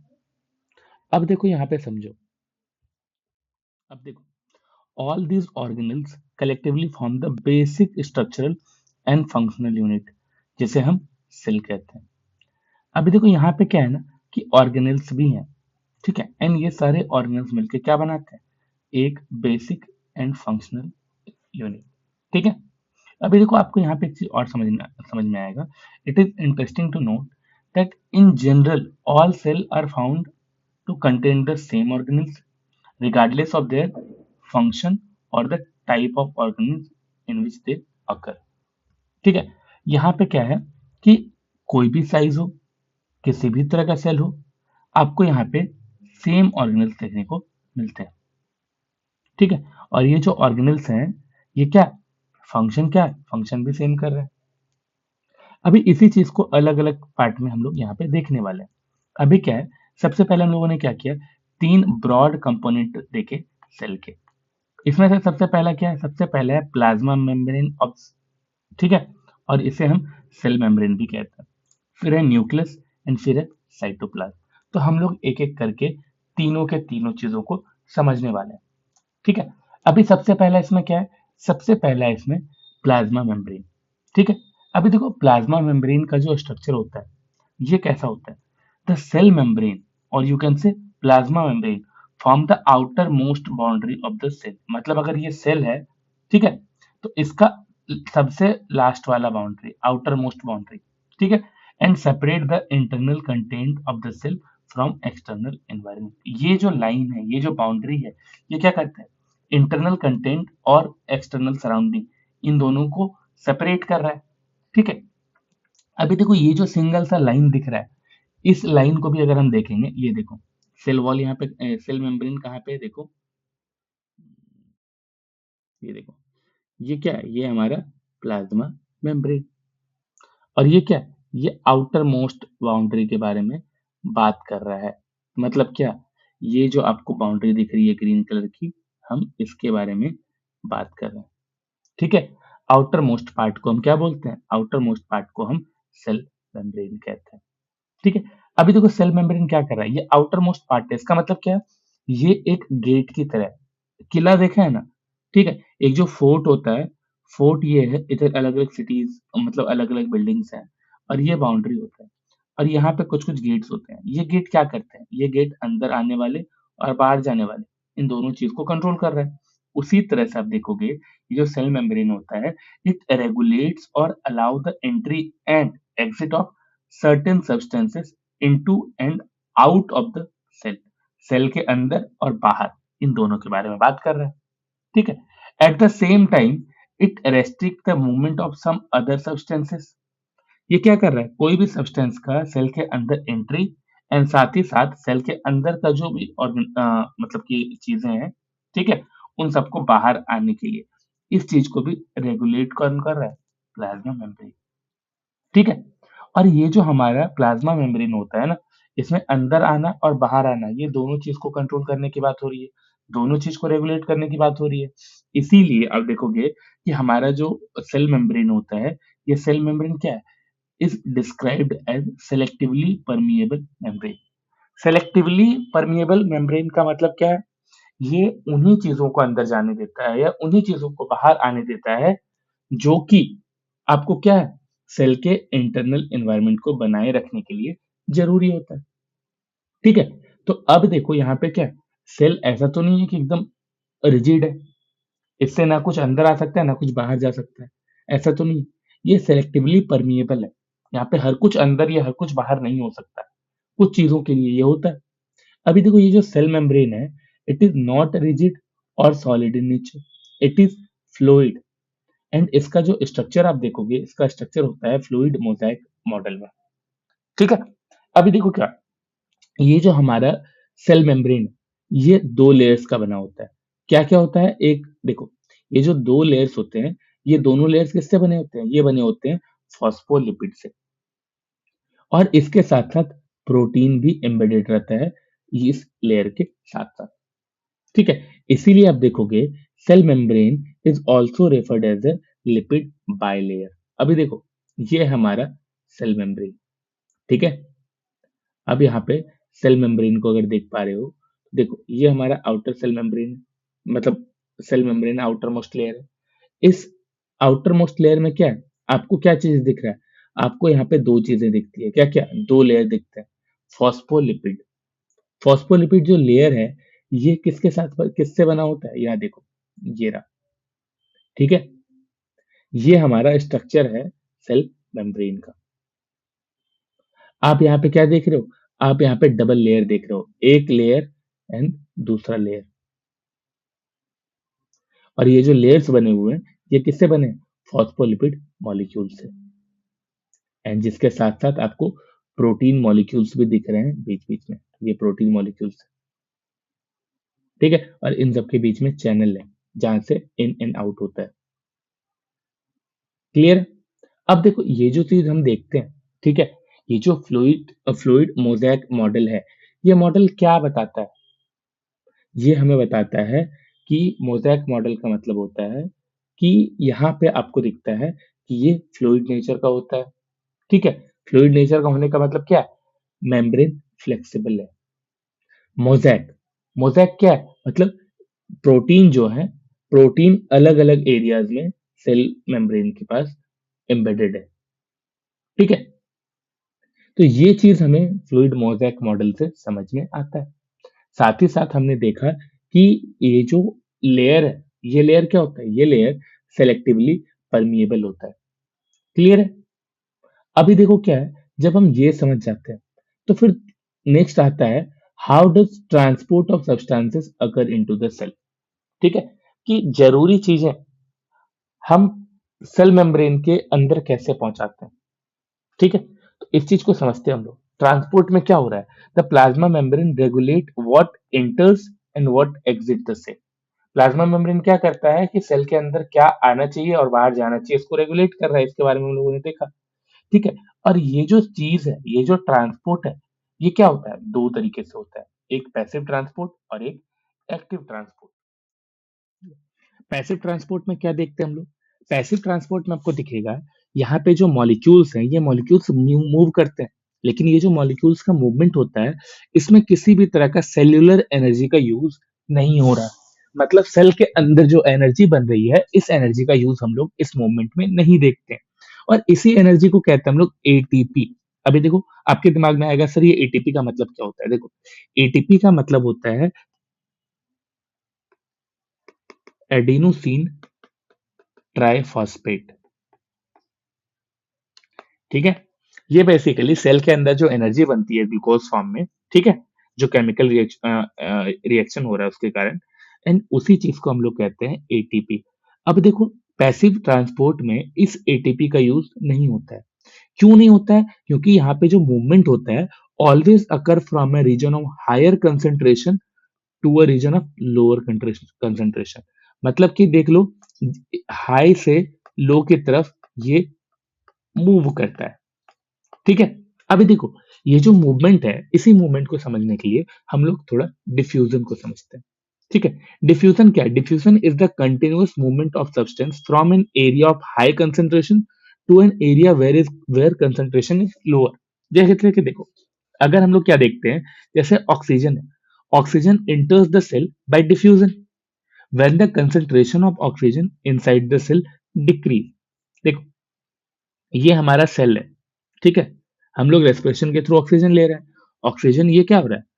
पूरा ब्लड के थ्रू हर एक सेल तक पहुंच रहा है। अभी यहाँ पे आप देखोगे कि जिस भी सेल में ऑक्सीजन की कमी होती है, ठीक है, वहां तक ऑक्सीजन पहुंचता है।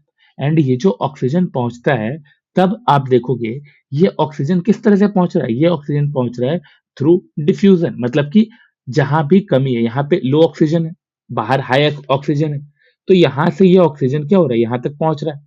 एंड ये कैसे पहुंच रहा है? Through diffusion. ठीक है, क्या देख रहे हैं हम इसमें? जहां पे ऑक्सीजन का कंसंट्रेशन कम है, वहां तक हाई कंसंट्रेशन जिधर है, वहां से लो कंसंट्रेशन की तरफ ये खुद ही मूव करता है। और इसी तरह से आप देखोगे, जो कार्बन डाइऑक्साइड है, moves out of the cell when concentration of carbon dioxide inside the cell increase. अगर ये सेल के अंदर CO2 का जो कंसंट्रेशन है, ये हाई हो जाता है, बहुत ज्यादा हो जाता है, तो ये ऑटोमेटिक बाहर आ जाता है। ठीक है, ये मूवमेंट जो है बाहर की तरफ होता है। क्यों? यहाँ पे ज्यादा हो गया। लेकिन जब यहाँ पे हम देख रहे हैं ऑक्सीजन, ऑक्सीजन का कंसंट्रेशन कम हो जाता है, तो ऑक्सीजन बाहर से इधर आ जाता है, हाई कंसंट्रेशन से लो कंसंट्रेशन की तरफ। ठीक है। एंड ये चीज कैसे हो रहा है, ये चीज हो रहा है डिफ्यूजन के थ्रू। ठीक है। डिफ्यूजन में क्या पता चल रहा है हम लोग को, हाई कंसंट्रेशन से लो कंसंट्रेशन की तरफ का मूवमेंट के बारे में पता चल रहा है। ठीक है। और ये सब हम लोग पैसिव ट्रांसपोर्ट में ही देख रहे हैं। अभी देखो एक और चीज आता है, ये क्या है, ये है ऑस्मोसिस। अभी इसके थ्रू आपको बहुत अच्छे से ये समझ में आएगा, क्योंकि कभी कभी ऐसा होता है ना कि हमें क्लियर नहीं होती ये चीजें, हम एक एक वर्ड को पढ़ते हैं। ऑस्मोसिस में क्या होता है, हम लोगों ने बचपन में सभी ने पोटैटो वाला एग्जाम्पल देखा होगा। पोटैटो में इतना बड़ा हम लोग क्या करते हैं, गैप कर देते हैं, हटा देते हैं, एक गड्ढा सा बना लेते हैं, उसके चार एक बोल लेते हैं, इस बोल में यहाँ तक पानी रखे, एंड इस पोटैटो को यहाँ पे रख दिए, एंड ये जो पोटैटो मेरा ऐसा है। थोड़े टाइम बाद देखते हैं इस रीजन में पानी भर जाता है। और ये कैसे भर जाता है, ये ऑस्मोसिस का प्रोसेस के थ्रू। तो सर ऑस्मोसिस का प्रोसेस समझाओ पहले। वेरी गुड, अच्छा क्वेश्चन करते हो आप लोग। अभी देखो ऑस्मोसिस क्या है, osmosis is a special type of diffusion. ये भी क्या है, डिफ्यूजन का टाइप है, दैट इन्वॉल्व वाटर मॉलिक्यूल। ये क्या है, एक टाइप है डिफ्यूजन का जिसमें कि हम लोग वाटर मॉलिक्यूल का बारे में देखते हैं, वाटर मॉलिक्यूल के डिफ्यूजन के बारे में देखते हैं। ठीक है। It refers to the movement of water molecule through a selectively permeable membrane. ये जो हम आलू का आउटर लेयर देख रहे हैं, ये परमिएबल होता है। ठीक है। और ये जो परमिएबल रीजन है, ये क्या करता है, ये सिर्फ लिक्विड को परमिएट होने दे रहा है। ठीक है।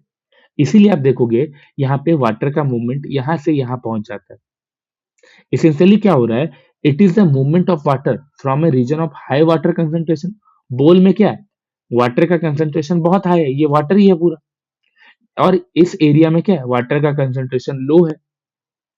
तो यहां से यहां की तरफ ये अपने आप ट्रेवल हो रहा है, अपने आप मूवमेंट हो रहा है थ्रू सेमी परमिएबल मेम्ब्रेन। अच्छा, हम यहाँ पे कोई ऐसा चीज रख देंगे, मतलब कि कुछ जेली जैसा सब्सटेंस रख देंगे, तो क्या ये भी इसके अंदर पेनिट्रेट हो पाएगा, नहीं हो पाएगा। ऑस्मोसिस में हम लिक्विड को ही देखते हैं। ठीक है। तो ये भी क्या था, ये भी एक बेसिकली डिफ्यूजन का टाइप था। अभी देखो हम लोगों ने क्या देखा, हम लोगों ने देखा कि जो पैसिव ट्रांसपोर्ट होता है, पैसिव ट्रांसपोर्ट में क्या हो रहा है, पैसिव ट्रांसपोर्ट में हम देख रहे हैं कि मूवमेंट हो रहा है जिसमें एटीपी का यूज नहीं होता है। ठीक है। बिना एटीपी के यूज के हायर कंसंट्रेशन से लोअर कंसंट्रेशन की तरफ मूवमेंट दिख रहा है, इसमें हम लोगों ने डिफ्यूजन देखा। ठीक है। यहाँ पे क्या देखा, कि हमने देखा कि जब सेल के अंदर ऑक्सीजन की कमी होती है, ठीक है, तो फिर सेल खुद ही ऑक्सीजन को ले लेता है। जब हम बॉडी के अंदर हाई कंसंट्रेशन ऑफ ऑक्सीजन देखते हैं तो सेल तक वो खुद ही पहुंच जाता है, इसमें किसी भी तरह की एनर्जी की जरूरत नहीं पहुंचती। ठीक है। ये कैसे होता है, बाय डिफ्यूजन। तो पैसिव ट्रांसपोर्ट में डिफ्यूजन एक बहुत ही ज्यादा इंपॉर्टेंट पॉइंट है जिसको आपको समझना है। ठीक है। एंड डिफ्यूजन में हम क्या देख रहे हैं, ऑस्मोसिस। ऑस्मोसिस भी क्या, एक टाइप ऑफ डिफ्यूजन है। तो इन तीनों को अलग मत समझना, ये पैसिव ट्रांसपोर्ट के अंदर ही बताया गया था। क्लियर है, समझ में आ रहा है। ठीक है। तो हम यहाँ पे क्या देखें, ऑस्मोसिस का जो प्रोसेस था, इस प्रोसेस में होता क्या है। ठीक है। अब आपके दिमाग में क्वेश्चन आएगा, what happen when animal cell और plant cell is placed in a sugar और सॉल्ट सोल्यूशन।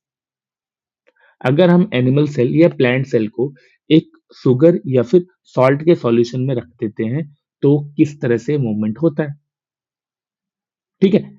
इसी में हम लोग क्या देखते हैं, सबसे पहले हाइपोटोनिक सॉल्यूशन।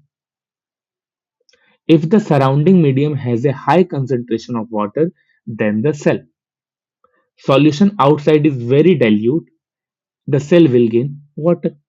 क्या देख रहे हैं हम लोग यहाँ पे, यहाँ पे हम लोग देख रहे हैं कि अगर हम सेल को ऐसे जगह पे रख देंगे जहां पे वाटर का कंसंट्रेशन ज्यादा है, और देखो ये सेल है, इसे भी हम एक बोल में रख देंगे, इस सेल के अंदर वाटर का कंसंट्रेशन क्या है, कम है, लेकिन इसके बाहर इस बोल में क्या है, वाटर का कंसंट्रेशन ज्यादा है। तो सॉल्यूशन जो आउटसाइड है अगर वो बहुत ज्यादा डाइल्यूट है, अभी जो हम लोगों ने बात किया, ठीक है, तो क्या होगा, सेल उस वाटर को अपने अंदर ले लेगा, सेल विल गेन वाटर।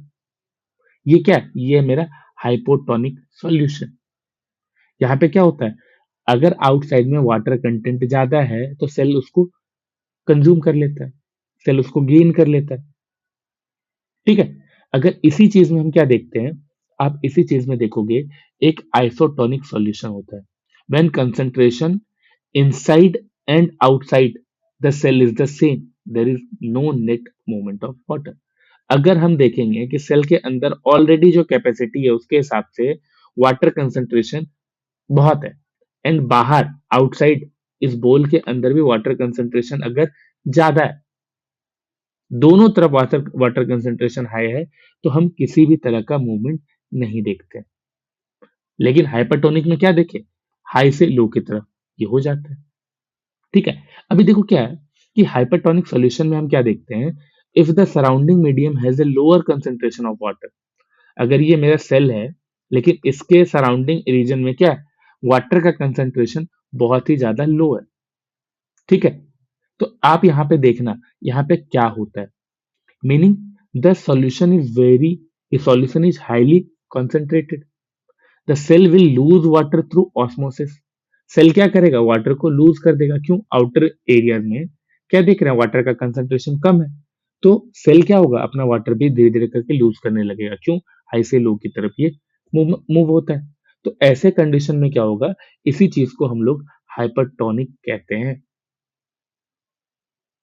ठीक है, अभी देखो यहाँ पे क्या है, ऑस्मोसिस एक स्पेसिफिक फॉर्म ऑफ डिफ्यूजन है। ठीक है, occurring through a selective permeable membrane. Selectively permeable membrane के थ्रू ये प्रोसेस हो रहा है। लेकिन अभी ये ऑस्मोसिस का जो प्रोसेस है, हम इसको एनिमल सेल और इसको प्लांट सेल दोनों में करके देखते हैं। ठीक है, तो जब हम एनिमल सेल में करते हैं तो हम क्या देखते हैं, व्हेन वाटर कंसंट्रेशन आउटसाइड, मतलब वाटर का कंसंट्रेशन अगर बाहर, सेल के अंदर जो वाटर का कंसंट्रेशन है उससे ज्यादा होगा। ठीक है, तो क्या होगा, वाटर मूव्स आउट और सेल श्रिंक कर जाएगा। यहाँ पे क्या है, यहाँ पे वाटर का कंसंट्रेशन हम लो देख रहे हैं, यहाँ पे वाटर का कंसंट्रेशन हाई देख रहे हैं। तो हाई से लो की तरफ वाटर जाने लगेगा, जिससे क्या होगा, सेल के अंदर से वाटर बाहर निकल जाएगा और सेल क्या होगा, सिकुड़ जाएगा। सेल पहले ऐसा था, तो अब शायद ये छोटा हो जाएगा वाटर कंसंट्रेशन इससे निकल जाने के कारण। ठीक है, अब देखो ये तो हाई से लो की तरफ था। When water concentration outside and inside the cell, ये दोनों क्या है, इक्वल है, तो हम यहाँ पे नो चेंज देखते हैं। When water concentration outside is greater than inside cell, यहाँ पे क्या है, हाई है, यहाँ पे क्या है, लो है, तो हम यहाँ पे क्या देख रहे हैं, वाटर सेल के अंदर एंटर कर जाएगा और सेल थोड़ा सा स्वेल कर जाएगा। अभी ऐसा सेल था, अब ऐसा हो जाएगा, फूल जाएगा।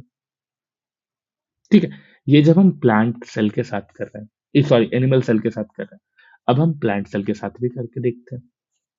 यहाँ पे भी क्या है, व्हेन वाटर कंसंट्रेशन आउटसाइड, ठीक है, यहाँ पे भी क्या है, लो है और इनसाइड सेल हाई है। हम क्या देख रहे हैं, water moves out, cell become plasmolysed. ठीक है, यहाँ सेल से क्या होगा, पानी बाहर निकल जाएगा। ठीक है, अभी जब दूसरा हम देखेंगे, इसमें क्या है, वाटर कंसंट्रेशन बाहर और अंदर दोनों इक्वल है, कोई नेट मूवमेंट नहीं होता है। लेकिन फिर हम तीसरा कंडीशन देख रहे हैं, when water concentration outside is high, inside the cell is low, तो water enter and cell become turgid।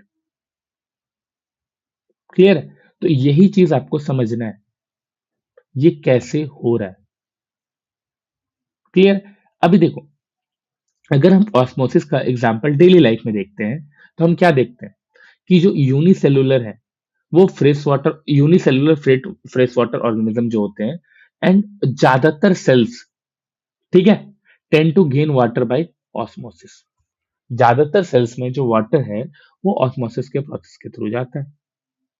ठीक है, अभी देखो, एब्जॉर्प्शन ऑफ वाटर, जो प्लांट के रूट है, अगर वो प्लांट का जितना भी रूट है, जैसे हम प्लांट के नीचे ये रूट देखते हैं, ये क्या हम क्या करता है, ये वाटर को सराउंडिंग रीजन से एब्जॉर्ब करने का काम करता है। ठीक है, resin swell when placed in water, जब हम किशमिश को पानी में रखते हैं तो वो क्या होता है, फूल जाता है। देखे हो ना ये चीज, ये तो आपके डेली लाइफ एग्जांपल है। ठीक है, आप देखो, जब आम अचार बनता है, ठीक है, जब हम आम का अचार बनाते हैं, जब कच्चा मैंगो को हम कट करके डालते हैं, उसमें नमक डालते हैं, तो क्या होता है, उसका जो मॉइस्चर होता है, उसके अंदर जो वाटर कंटेंट है, वो क्या होता है, निकल जाता है, और वो क्या होता है, श्रिंक कर जाता है, जैसे हम उसमें नमक डाले। इसी तरह से आप जो फूड प्रिजर्वेशन देखोगे, पहले के टाइम पे जब फ्रिज नहीं हुआ करता था, फूड को कैसे प्रिजर्व करके लंबे टाइम तक के लिए रखा जाता था? कुछ तो किया जाता होगा। तो देखो यहाँ क्या है, सॉल्ट का यूज किया जाता था टू प्रिजर्व फिश और meat. A high concentration of salt outside cause water to move out of microbial cell. देखो, आप अगर वीडियोस देखते हो, शॉर्ट्स देखते हो, तो उसमें आप देखते होगे पहले के टाइम पे अगर ये मेरा मीट है, ठीक है, ये मेरा मीट का पीस है। इस मीट के पीस को अगर हमको सेफ रखना है लंबे समय के लिए, तो हम क्या करते हैं, इसके चारों तरफ नमक से कोट कर देते हैं। और नमक क्या करता है, इसके अंदर से सेल के अंदर भी जो मॉइस्चर होता है उसको भी कंज्यूम करके इसे पूरा ड्राई बना देता है।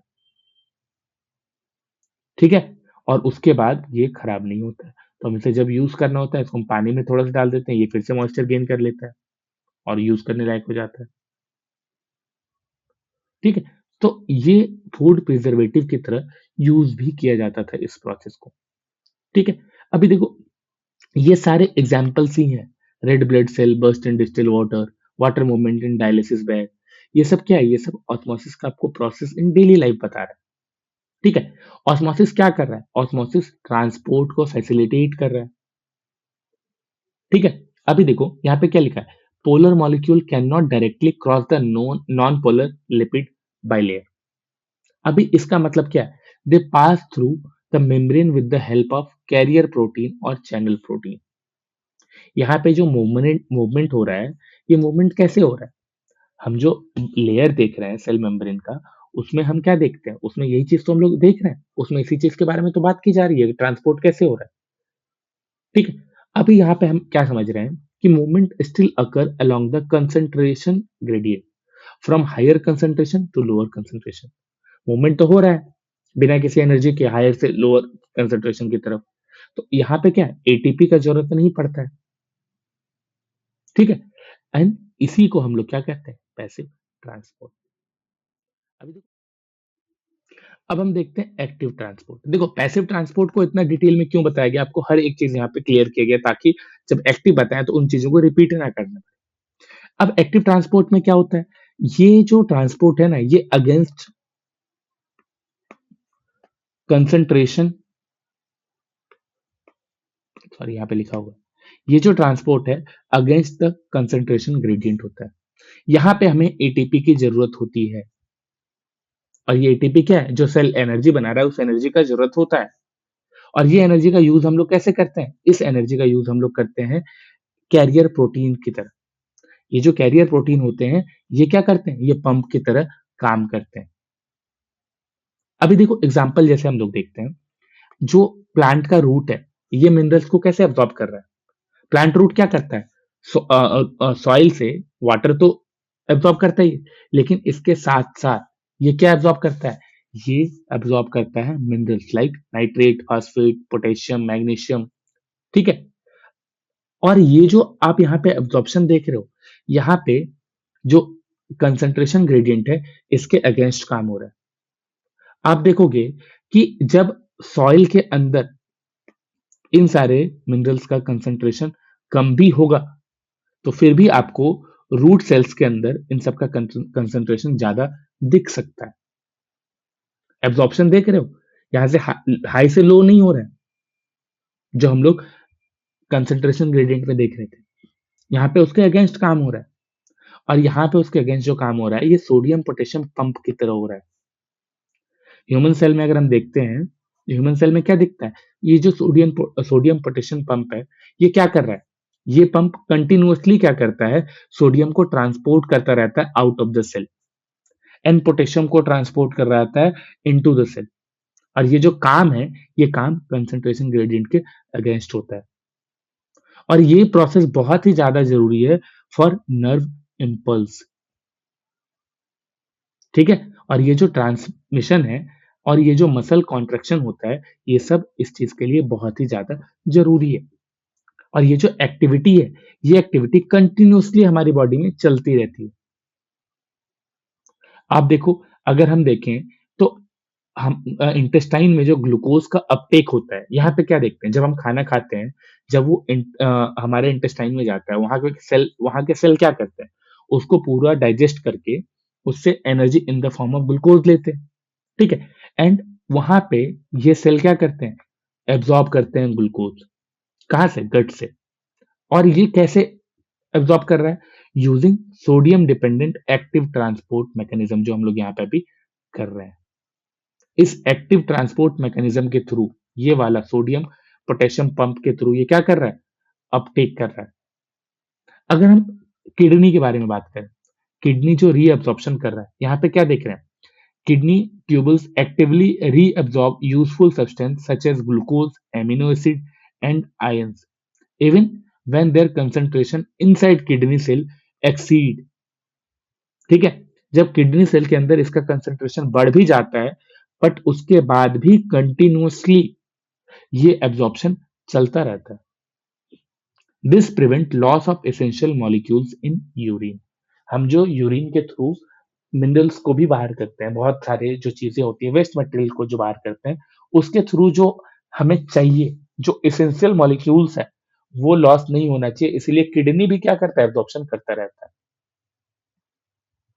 क्लियर है, ये सारी चीजें क्या बता रहा है, ये सारी चीजें मूवमेंट बता रहा है बस। ठीक है, और ये जो मूवमेंट है ये क्यों हो रहा है, because of flexibility of cell membrane that allow cell to engulf food and other material from its surrounding. And इसी प्रोसेस को हम कहते हैं इंडोसाइटोसिस। क्लियर है, अभी देखो, amoeba obtain it food through इस मैकेनिज्म। अभी क्या है, हम जब देखते हैं ये जो सेल मेम्ब्रेन का फ्लेक्सिबिलिटी होता है, अब इस चीज का अगर आपको जीता जाता एग्जाम्पल देखना है, तो आप अमीबा को देख सकते हो कि अमीबा कैसे खाना खाता है। तो अगर आपको देखना है, गो टू यूट्यूब एंड ये सर्च करो, इस पे प्रॉपर वीडियो आ जाएगा, जिसको देख के आप बहुत इजीली इस चीज को समझ सकते हो। ठीक है, अभी देखो, अभी हम लोग थोड़ा सा अब उससे आगे बढ़ते हैं, एक ही टॉपिक में बहुत डिटेल में नहीं जाते हैं। अब आते हैं हम लोग सेल वॉल के ऊपर। सेल वॉल क्या है, अभी देखो, प्लाज्मा मेम्ब्रेन तो हमारा होता है, सेल मेम्ब्रेन तो होता है सेल, ठीक है, लेकिन उसके बाद एक और चीज होती है, वो होता है प्लाज्मा मेम्ब्रेन। और प्लाज्मा मेम्ब्रेन कहाँ होता है, plant cell possess another rigid outer covering known as cell wall। ठीक है, आप देखोगे प्लांट सेल में एक लेयर होता है अदर देन प्लाज्मा मेम्ब्रेन, जिसको हम लोग क्या कहते हैं, हम लोग कहते हैं सेल वॉल। तो क्या आप लोग यहाँ पे जब हम बात करते हैं, अभी ना इस चीज के पीछे कंफ्यूज मत होना, जहां पे हम लोग बात करते हैं कि प्लांट सेल में सेल मेम्ब्रेन होते हैं, प्लाज्मा सेल वॉल होता है कि नहीं होता है, एनिमल सेल में क्या होता है, ये चीज पे कंफ्यूज मत होना। हम लोग जब प्लांट सेल और एनिमल सेल करेंगे, तो उसमें आपको ये चीज पूरी अच्छे से क्लियर कर दी जाएगी, दोनों में डिफरेंस क्या है। अभी बस हम एक एक फीचर को समझ रहे हैं, ठीक है, ताकि जब आपको बताया जाए कि प्लांट सेल में ये फीचर होता है, एनिमल सेल में ये फीचर होता है, तो आप उस चीज को अच्छे से रिकॉग्नाइज कर सको और समझ सको। यही है बायोलॉजी। ठीक है, अभी देखो यहाँ पे क्या है, सेल वॉल। प्लाज्मा मेम्ब्रेन के साथ साथ प्लांट सेल में एक और रिजिड लेयर होता है, आउटर कवरिंग होती है, जिसको हम लोग सेल वॉल कहते हैं। ये जो सेल वॉल होता है, ये कहाँ होता है, ये लोकेटेड होता है आउटसाइड द प्लाज्मा मेम्ब्रेन। ठीक है, प्लाज्मा मेम्ब्रेन के आउटसाइड वाले लेयर को हम कह रहे हैं। और ये जो लेयर है, ये बना होता है सेलुलोज से। अब देखो यहाँ पे ये है सेल वॉल। ठीक है, अब इसी में अगर हम सेल मेम्ब्रेन देखें, तो ये देखो, ये हमारा ग्रीन कलर का जो पार्ट दिख रहा है, ये सेल मेम्ब्रेन वाला पार्ट है। एंड ये जो ब्लैक कलर का पार्ट दिख रहा है, ये है हमारा सेल वॉल। क्लियर है, ये चीज आपको क्या दिख रहा है, ये बना होता है सेलुलोज का। सेलुलोज क्या है, cellulose is a complex substance that provide structural strength to plant. Plant का जो स्ट्रक्चरल स्ट्रेंथ है, उसको इसी चीज से मिल रहा है। इसके कारण प्लांट को शेप मिल रहा है, प्लांट को सपोर्ट मिल रहा है। एंड साथ ही साथ हम क्या देखते हैं, हम प्लांट को देखते हैं फटने से। प्लांट का जो सेल होता है, इस सेल को फटने से बचाता है ये सेलुलोज का एक लेयर। क्लियर है, अभी क्यों ऐसा होता है, क्या फीचर्स हैं, ये भी क्लियरली समझ में आएगा आप लोगों को, बस थोड़ा सा आपको पेशेंस रखना है। ठीक है, अभी देखो यहाँ पे हम बर्स्टिंग के बारे में बात कर रहे हैं, तो हम यहाँ पे क्या देखते हैं कि जो प्लांट सेल होता है, प्लांट सेल के अंदर मिडिल लैमेला, ठीक है, जिसमें कि आपको जो कैल्शियम पेक्टेट है, ये क्या है, ये बहुत ज्यादा देखने को मिलता है। और ये क्या करता है, ये प्लांट सेल को एक साथ बाइंड करके रखता है। ठीक है, ये दो प्लांट सेल के बीच में एक लेयर है जिसको मिडिल लैमेला कहते हैं। क्लियर? ये क्या करता है, ये बाइंडिंग का काम कर रहा है। ये एक तरह से फेविकॉल फेविकॉल का काम कर रहा है। ठीक है, अब आते हैं हम लोग एक और चीज पे, प्लाज्मोलाइसिस पे। ठीक है, यहाँ पे क्या दिख रहा है, when a living plant cell lose water through osmosis. जब एक लिविंग प्लांट सेल ऑस्मोसिस के थ्रू वाटर को लूज करता है, the content of cell shrink and pull away from the cell wall. Cell wall से क्या होता है, ये कंटेंट बाहर निकल जाता है।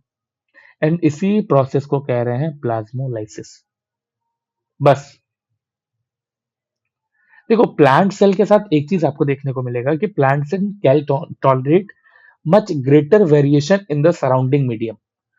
प्लांट सेल क्या है, बाहर के मीडियम में जो भी वेरिएशन चल रहे हैं इसको बहुत बड़े लेवल तक आप समझ लो टॉलरेट कर सकता है as compare to animal cell. लेकिन ये चीज क्यों हो पाता है, इसका रीजन क्या है, तो इसका रीजन है सेल वॉल।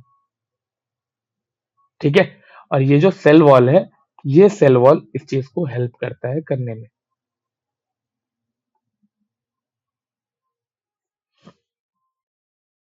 अभी तक हम लोगों ने सेल वॉल के बारे में देखा कि सेल वॉल क्या होता है, बट क्या सेल वॉल सिर्फ और सिर्फ प्लांट सेल में होता है या फिर किसी अदर सेल में भी होता है? तो हम उस चीज को भी समझें। देखो, सबसे पहले हम लोगों ने प्लाज्मोलाइसिस का जो प्रोसेस है, इस प्रोसेस को समझ लिया कि इस फेनोमेना के कारण होता क्या है। अभी देखो, हम लोग ना अलग अलग जो ऑर्गेनिज्म होते हैं उसके अकॉर्डिंग उनके सेल में जो सेल वॉल होता है उस चीज को भी समझेंगे। ठीक है, और सबसे पहले है बैक्टीरियल सेल वॉल। ठीक है, अभी देखो बैक्टीरियल सेल वॉल जो होता है ये बना किससे होता है, ये बना होता है पेप्टाइडोग्लाइकेन से। ठीक है, अभी ये देखो, ये जो चीज आपको यहाँ पे दिख रहा है कि बैक्टीरियल सेल वॉल का जो लेयर होता है वो लेयर किस चीज का बना होता है, तो वो बना होता है पेप्टाइडोग्लाइकेन। ठीक, अभी यहाँ से एक चीज आपको और समझना है कि ये जो लेयर होता है ना, ये लेयर बहुत ही ज्यादा थिक लेयर होता है। अगर आप यहाँ देखे रहोगे, based on the difference in their cell wall structure, bacteria are classified as gram positive and gram negative depending on their reaction to gram stain। ठीक है, अभी देखो, ग्राम पॉजिटिव क्या होता है, ग्राम पॉजिटिव होता है थिक लेयर। ठीक है, ग्राम नेगेटिव क्या होता है, थिन लेयर। ठीक है, जिसको आप आउटर मेम्ब्रेन भी कहते हो, आउटर मेम्ब्रेन। अभी देखो इसका मतलब क्या है, ये जो सेल वॉल है, यहाँ पे अगर हम ग्राम पॉजिटिव ग्राम नेगेटिव देख रहे हैं, ये क्या है, इस चीज का आंसर आपको मिलेगा कहाँ पे, जब आप देखोगे कि एंटीबायोटिक जो होते हैं लाइक पेनिसिलिन, ये सब ग्राम पॉजिटिव बैक्टीरिया, ठीक है, उसके साथ क्या इफेक्ट डालता है। देखो, पेनिसिलिन जो होता है यहाँ पे अगर आप देखोगे, जो भी antibiotic, I am not talking about only penicillin, मैं सिर्फ एक बता रहा हूँ एक एग्जांपल के साथ। जो एंटीबायोटिक होते हैं ना, वो किसको टारगेट करते हैं, वो इस चीज को टारगेट करते हैं जिससे वो बना हुआ है। ठीक है, अभी जैसे हम लोग यहाँ पे पेनिसिलिन का बात करें, पेनिसिलिन क्या करता है, पेप्टाइडोग्लाइकन को टारगेट करता है। ठीक है, अभी इस चीज को जब वो टारगेट करता है, तो हम यहाँ पे दो चीज समझते हैं कि जो सेल वॉल का स्ट्रक्चर है ना, वो दो तरह का होता है, ग्राम पॉजिटिव और ग्राम नेगेटिव। ग्राम पॉजिटिव जो होता है ना, इसके ऊपर पेनिसिलिन ज्यादा इफेक्टिव इफेक्टिव होता है। ठीक है, लेकिन जब ग्राम नेगेटिव होता है तो यहाँ पे क्या होता है, ये जो पेनिसिलिन है ये कम नेगेटिव होता है। अगर आप देखोगे, देखो ये प्राइमरी टारगेट किसको कर रहा है, पेप्टाइडोग्लाइकन को। ठीक है, और ये क्या है, सेल वॉल है बैक्टीरिया का। बैक्टीरिया का जो सेल वॉल है ये उसी मटेरियल से बना है। अभी देखो, ये क्या है कि Gram positive bacteria possess thick peptidoglycan. ठीक है, अगर ये थिक लेयर होता है और यहाँ पे जब एंटीबायोटिक जाता है तो ये ज्यादा एक्सपोज हो पाता है। ठीक, अब ग्राम नेगेटिव बैक्टीरिया जो होता है जिसका कि लेयर पेप्टाइडोग्लाइकन का जो लेयर होता है ये थिन लेयर होता है। ठीक है, have an additional outer membrane containing लिपोप्लाइस, सॉरी, ये बहुत ही ज्यादा डिफिकल्ट प्रोनाउंसिएशन है। बस मैं आपको ये कहना चाहता हूँ कि आउटर मेम्ब्रेन में ये मटेरियल होता है, आप लोग पढ़ लेना इसको। ठीक है, और वो क्या करता है, वो एंटीबायोटिक की एंट्री को रिस्ट्रिक्ट कर देता है। ठीक है? जिसके कारण क्या होता है, जो एंटीबायोटिक होते हैं, वो थिन लेयर में ज़्यादा इफेक्टिव नहीं होते हैं। थिन लेयर में क्यों नहीं होते हैं इफेक्टिव? क्योंकि वहाँ पे एक एडिशनल आउटर मेम्ब्रेन होता है, एक एडिशनल लेयर होता है इस मटेरियल का, लिपोपॉलीसैकेराइड्स का, ठीक है? और ये जो मटेरियल है, ये मटेरियल क्या करता है? एंटीबायोटिक का एंट्री को रिस्ट्रिक्ट कर देता है, जिसके कारण कि थिन लेयर में, मतलब कि ग्राम नेगेटिव में ये चीज़ इफेक्टिव नहीं हो पाता, ठीक है? अभी देखो, bacteria also have an additional outer covering outside the cell wall called the glycocalyx, ठीक है? ये चीज़ जो है ग्लाइकोकैलिक्स, ये क्या है? ये एक तरह से आप देखोगे which may be a hard capsule और लूज़ स्लाइम लेयर। एक लेयर होता है जो बैक्टीरिया को प्रोटेक्ट करता है, जिसके कारण आप देखोगे कि यहाँ पे बैक्टीरियल इन्फेक्शन जब होता है, वहाँ पे बहुत सारे आप देखोगे कि हमारी बॉडी क्या होती है ना, रेसिस्टेंट होती है। एंटीबैक्टीरियल रेसिस्टेंट आप देखते हो, ये सब इसी चीज़ों के कारण होता है, ठीक है? तो हम लोग इन सबको डिटेल में पढ़ेंगे बायोटेक में। अभी बेसिक्स ऑफ बायोलॉजी देख रहे हैं, बस इसलिए हम लोग क्या कर रहे हैं, एक-एक चीज़ को यहाँ पे भी कवर करना चाह रहे हैं, यहाँ भी कनेक्ट करके बताना चाह रहे हैं। अभी देखो, जो फंगी होता है, fungi have cell wall made of polymer chitin. अभी देखो, यही सब चीज़ स्टेटमेंट में रहते हैं, ठीक है? फंगी का जो सेल वॉल होता है, वो किससे बना होता है? बैक्टीरिया का जो सेल वॉल होता है, वो किससे बना होता है? और एनिमल सेल तो पता है कि animal cell do not possess cell wall. Animal cell में सेल वॉल नहीं होता है, क्लियर? जब हम सिर्फ और सिर्फ plant cell and animal cell के बारे में बात करते हैं, तो हम क्या जानते हैं? प्लांट सेल में सेल वॉल होता है, बट एनिमल सेल में सेल वॉल नहीं होता है, क्लियर? अभी देखो, अब आते हैं हम लोग अपने नेक्स्ट पार्ट पे, और वो क्या है? वो है न्यूक्लियस। अभी देखो, अभी तक हम लोगों ने जो देखा, जैसे हम लोगों ने प्लाज्मा मेम्ब्रेन देखा। प्लाज्मा मेम्ब्रेन क्या है? वो एक गेटकीपर की तरह है। सेल वॉल क्या है? सेल वॉल एक बाउंड्री वॉल की तरह है, और मेम्ब्रेन जो होता है वो फ्लेक्सिबल होता है, जबकि सेल वॉल क्या होता है? वो रिजिड होता है। वहाँ वो चीज़ों को अंदर जाने ही नहीं देता है। क्लियर है?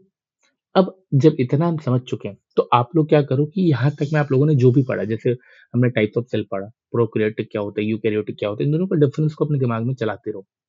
डिफ्यूजन क्या होता है, एक्टिव ट्रांसपोर्ट क्या होता है, उसको भी दिमाग में चलाओ। हाइपोटोनिक में क्या होगा, ग्राम पॉजिटिव में एंटीबायोटिक ज़्यादा इफेक्टिव क्यों होता है, क्यों नहीं होता है, सॉरी। ये सारी चीज़ें अपने दिमाग में चलाओ, तभी जब भी आप सोचोगे ना, तो आपको ये याद रह पाएगा, अदरवाइज़ भूल जाओगे, ठीक है? यहाँ पे हम लोग एक चीज़ देख लिए कि सेल का जो स्ट्रक्चर है ना, कोई सिंपल आइडिया नहीं है। ये बहुत ज़्यादा ऑर्गेनाइज़्ड स्मार्ट सिस्टम है, जिसमें एंट्री और एग्ज़िट इसका पूरा का पूरा कंट्रोल होता है, ठीक है? अब हम लोग आगे बढ़ते हैं, और अब हम लोग थोड़ा न्यूक्लियस के बारे में भी देखते हैं कि न्यूक्लियस क्या है, ठीक है? देखो, अगर आपसे स्कूल में पूछा जाएगा, एग्ज़ाम्पल के तौर पे, कि आपके स्कूल में प्रिंसिपल ही ना हो, तो क्या होगा? ठीक है? अगर कोई फैक्ट्री है, वहाँ पे पैकिंग सेक्शन में क्या हो रहा है कि प्रोडक्ट बन रहे हैं, लेकिन पैकिंग ही नहीं हो रहा है। तो हम ना आज क्या करने वाले हैं कि सेल को कंट्रोल रूम और फैक्ट्री सिस्टम की तरह समझने का ट्राई करेंगे। अभी देखो, कंट्रोल रूम क्या है? कंट्रोल सेंटर क्या होता है? ये हम लोग न्यूक्लियस जब कर रहे होंगे, अभी इसमें समझ में आएगा। देखो, न्यूक्लियस क्या होता है? बेसिकली कंट्रोल सिस्टम होता है, ठीक है? Control system of the cell. और ये क्या करता है? ये डीएनए को स्टोर करता है। ये हमारा स्ट्रक्चर है न्यूक्लियस का, ठीक है? इसमें देखो, क्रोमैटिन दिख रहा है, साइटोप्लाज्म दिख रहा है, पोर्स दिख रहे हैं, न्यूक्लियोलस दिख रहा है, न्यूक्लियोप्लाज्म दिख रहा है, ठीक है? न्यूक्लियर एनवेलप दिख रहा है, और इसमें जो ये लाइन आपको दिख रही है ना, इस तरह की लाइन, जो क्रोमैटिन है, इस सब के बारे में समझते हैं। देखो, nucleus serve as the control centre of the cell, ठीक है? जिसमें क्या होता है? डीएनए होता है, और डीएनए में क्या होता है? Genetic instruction that direct cell activity. ये इंस्ट्रक्शन दिया रहता है कि सेल किस तरह से काम करेगा, ठीक है? तो बेसिकली न्यूक्लियस क्या है? Nucleus control centre of the cell है, जिसमें डीएनए होता है, ठीक है? और ये क्या करता है? सेल की जो रेगुलर एक्टिविटी है, सेलुलर एक्टिविटी है, उसको कंट्रोल करता है, ठीक है? जैसे कि स्कूल का प्रिंसिपल है ये, यहीं से सारे इंस्ट्रक्शन इशू होते हैं, ठीक है? जो हम लोग कमांड सेंटर देखते हैं, ठीक है? वो इसी तरह से काम करता है। लेकिन जब हम लोग बात करते हैं स्ट्रक्चर ऑफ न्यूक्लियस की, ठीक है? तो हम यहाँ पे क्या-क्या देख रहे हैं? हम यहाँ पे देख रहे हैं न्यूक्लियस में पोर्स होते हैं। पोर्स का काम क्या होता है? एंट्री एग्जिट का। न्यूक्लियोप्लाज्म दिख रहा है, ठीक है? हम यहाँ पे न्यूक्लियर का मेम्ब्रेन भी देख रहे हैं, हम यहाँ पे साइटोप्लाज्म भी देख रहे हैं। और ये जो क्रोमैटिन है, जिसको हम लोग क्रोमोसोम की तरह पढ़ते हैं, जब हम लोग बायोटेक को कर रहे होंगे। अभी बेसिक चीज़ समझना है हमें बस। अगर कोई आपसे पूछे कि डीएनए कहाँ स्टोर होता है, तो आप बता सको ना कि न्यूक्लियस में जनरली स्टोर होता है। ऐसा नहीं कि सिर्फ न्यूक्लियस में ही होता है, ठीक है? अभी देखो, जो हमारा न्यूक्लियर मेम्ब्रेन है, ये क्या होता है? अगर हम बात करें कि न्यूक्लियर मेम्ब्रेन क्या होता है, तो देखो सिंपल से समझो।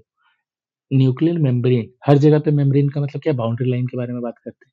ये डबल लेयर कवरिंग होती है, जो कि इसके अंदर के मटेरियल को प्रोटेक्ट करती है और साथ ही साथ उसको रेगुलेट करती है। अभी देखो न्यूक्लियस में जो पोर्स होते हैं, ये पोर क्या करते हैं? ये पोर अलाउ करते हैं किस चीज़ को? आरएनए की एंट्री, प्रोटीन की एंट्री, सॉरी आरएनए की एग्जिट और प्रोटीन की एंट्री, इस चीज़ को ये अलाउ करते हैं। पोर्स का काम क्या होता है? एंट्री और एग्जिट का, ठीक है? अभी देखो जैसे हम न्यूक्लियोप्लाज्म देख रहे हैं, ये क्या है? प्लाज्म के बारे में बात हो रही है। जैसे हम लोग साइटोप्लाज्म देख रहे थे, उसी तरह न्यूक्लियस के अंदर में ये जो लिक्विड मटेरियल है, ये क्या है? ये एक सेमी फ्लूइड मटेरियल होता है, जिसमें एंजाइम्स होते हैं, न्यूक्लियोटाइड्स होते हैं, ठीक है? तो ये सारी चीज़ें कहाँ होती है? न्यूक्लियोप्लाज्म में, ठीक है? उसके अभी देखो, जैसे क्रोमेटिन है, अभी क्या है, ज़्यादातर लोग ना यहाँ पे कन्फ्यूज़ होते हैं, क्रोमेटिन और क्रोमोसोम में। देखो, क्रोमेटिन बेसिकली एक रेस्टिंग स्टेज है, ठीक है? यहाँ पे थ्रेड लाइक स्ट्रक्चर बनता है, ये जो थ्रेड लाइक स्ट्रक्चर आपको दिख रहा है, सेम ये। और क्रोमोसोम जो होता है ना, वो क्या है? ये जो क्रोमोसोम है, ये क्या होता है? ये कंडेंस्ड फॉर्म है, ठीक है? जब सेल डिवीज़न होता है, ठीक? जब हम देखते हैं, एक सेल से दूसरा सेल बन रहा है, सेल डिवीज़न हो रहा है, इस टाइम पे क्या होता है? ये जो हमारा रेस्टिंग स्टेज है, जो थ्रेड लाइक स्ट्रक्चर आपको दिख रहा है, ये कंडेंस हो जाता है, ठीक है? जिसे हम क्रोमोसोम कहते हैं, ठीक? ये तो बेसिक था हमारा इसके बारे में। लेकिन इसी में क्या है कि आगे चल के आप देखोगे, जब हम लोग बायोटेक पर करेंगे, तो उसमें डीएनए एंड जीन, इन दोनों के बारे में बात होती है, ठीक है? अभी डीएनए और जीन जो है, यहाँ पे क्या होता है? डीएनए क्या होता है? डीएनए बेसिकली हमारा इंस्ट्रक्शन मैनुअल है, ठीक है? जैसे फ़ोन कोई खरीदते हो ना, तो फ़ोन सब में क्या होता है? आपको एक इंस्ट्रक्शन मैनुअल दिया जाता है, ठीक है? कि कैसे यूज़ करना है, क्या चीज़ें होगी, ये सब, ठीक है? और जीन जो हमारा होता है, ये जीन क्या है? ये स्पेसिफिक, 1 मिनट, ये स्पेसिफिक इंस्ट्रक्शन सेगमेंट होता है, ठीक है? ये जनरल इंस्ट्रक्शन मैनुअल है। ये क्या है? किसी एक स्पेसिफिक ऑर्गन्स को लेके, अगर वहाँ पे कि जैसे आप सपोज़ सोच लो कि अ, हमारा लिवर है, वहाँ पे जो सेल्स हैं, उसका डिवीज़न हो रहा है। तो अब लिवर एक ऑर्गन है, उस ऑर्गन के लिए जो इंस्ट्रक्शंस हैं, वो स्पेसिफिक इंस्ट्रक्शन है, ठीक है? तो वो चीज़ आपको जीन में मिलता है, क्लियर है? अब देखो क्या है, जब हम ये सब चीज़ समझ जाते हैं, तो बात आती है कि जो इंसान होता है, ठीक है? जो ह्यूमन सेल होते हैं,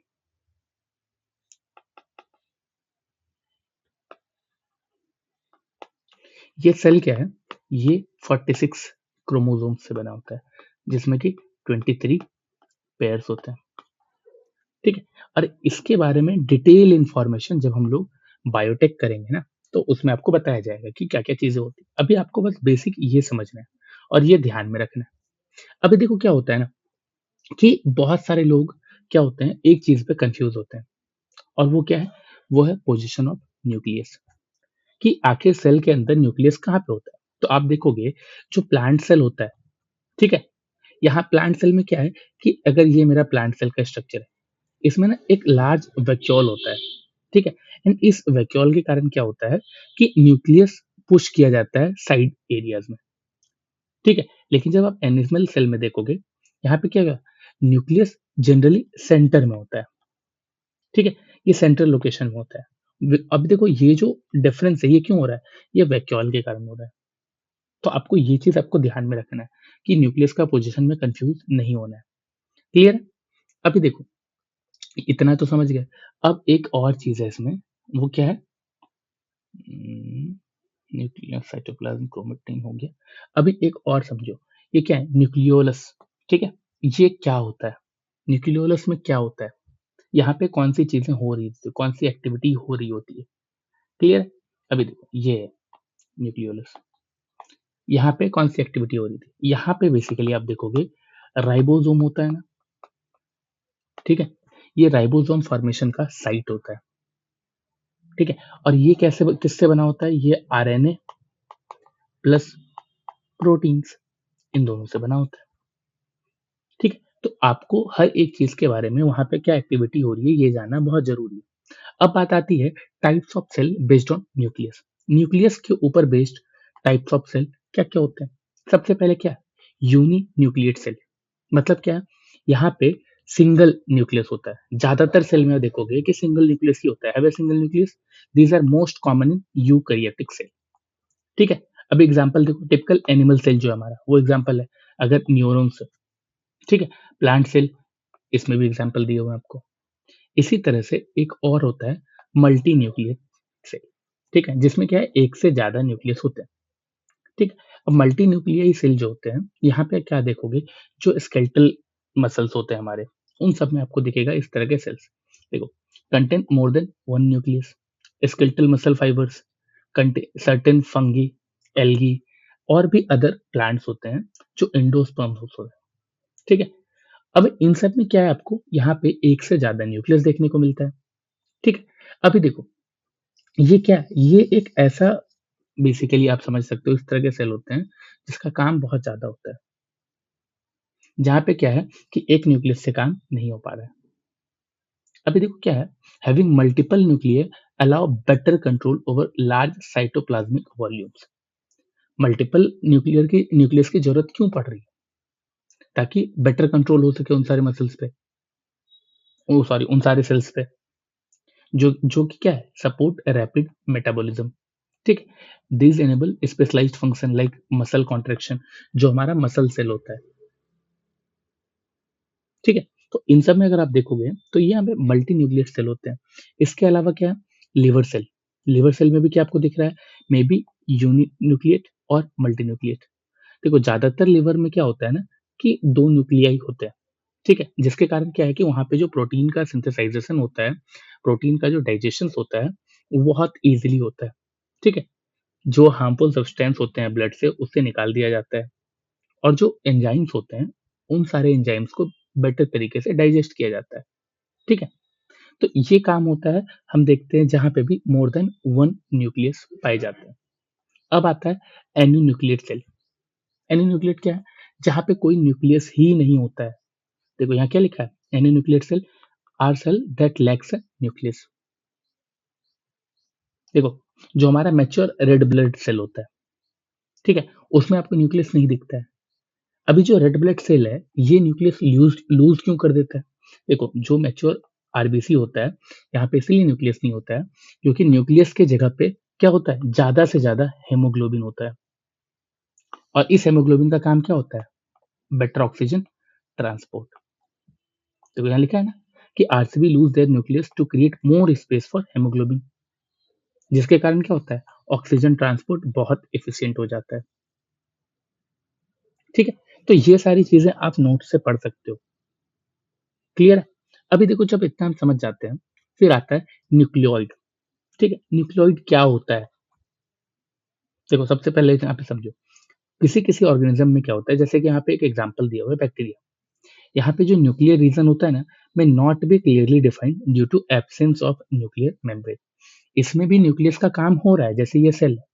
लेकिन जैसे क्या है कि हम देख रहे हैं सेल के अंदर एक न्यूक्लियस है, इसका स्पेशल बाउंड्री है, इतने के अंदर न्यूक्लियस का काम हो रहा है। लेकिन किसी-किसी बैक्टीरियाज़ में ये बाउंड्री नहीं होता है, जिसके कारण कि एक स्पेशलाइज़्ड न्यूक्लियस हमें नहीं दिखता है।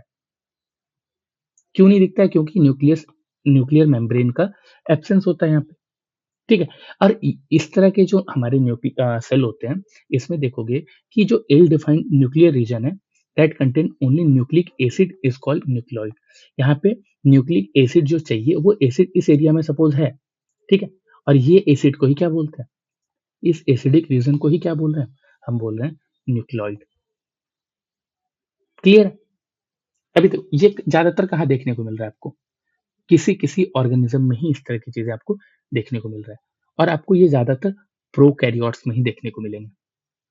यहाँ पे क्या होता है, जो डीएनए होता है वो डायरेक्टली साइटोप्लाज्म में मूव कर रहा होता है। यहाँ पे कोई एक ऑफिस के अंदर मीटिंग नहीं चल रही, यहाँ पे ओपन ग्राउंड के अंदर मीटिंग चल रहा है। चलो, ये तो था ऐसा। अब जब हम न्यूक्लियस के स्ट्रक्चर के बारे में बात करते हैं, तो क्या होता है, nucleus is surrounded by double layered covering known as nuclear membrane. ये हम लोग देखे, यहाँ पे जो अगर न्यूक्लियस का आपको पिक्चर दिखाएं हम, ये यहाँ पे ये बाउंड्री जो है, न्यूक्लियर मेम्ब्रेन जिसको हम लोग कह रहे हैं, वो क्या होता है, वो डबल लेयर्ड होता है। ठीक है। और न्यूक्लियर मेम्ब्रेन जो होता है ना, इसमें पोर्स होते हैं that allow movement of material such as RNA and protein from the nucleus to the cytoplasm. ये बहुत बेसिक है, ये सब आपको एक बार में पढ़ के समझ में आ जाएगा। देखो, जो आउटर न्यूक्लियर मेम्ब्रेन होता है ना, इसमें क्या होता है कि आप देखोगे may be continuous with the endoplasmic reticulum. जो हमारा आउटर मेम्ब्रेन होता है, इस चीज के बारे में बात कर रहा है, ये ध्यान रखना, यहाँ पे बहुत लोग कंफ्यूज होते हैं। Inside the nucleus there is a semi-fluid matrix called nucleoplasm, जो हम लोगों ने ऊपर बात किया। उसमें क्या होते हैं, एंजाइम्स होते हैं, क्रोमैटिन होते हैं, न्यूक्लियस होता है। ठीक है। अभी देखो, न्यूक्लियस के अंदर होता क्या-क्या चीज़ है, क्रोमोसोम, जो हम लोगों ने क्रोमैटिन में देखा। क्रोमोसोम क्या है, डीएनए एंड प्रोटीन से बना होता है। और इसमें क्या होता है, हेरिडिटरी इन्फॉर्मेशन होता है।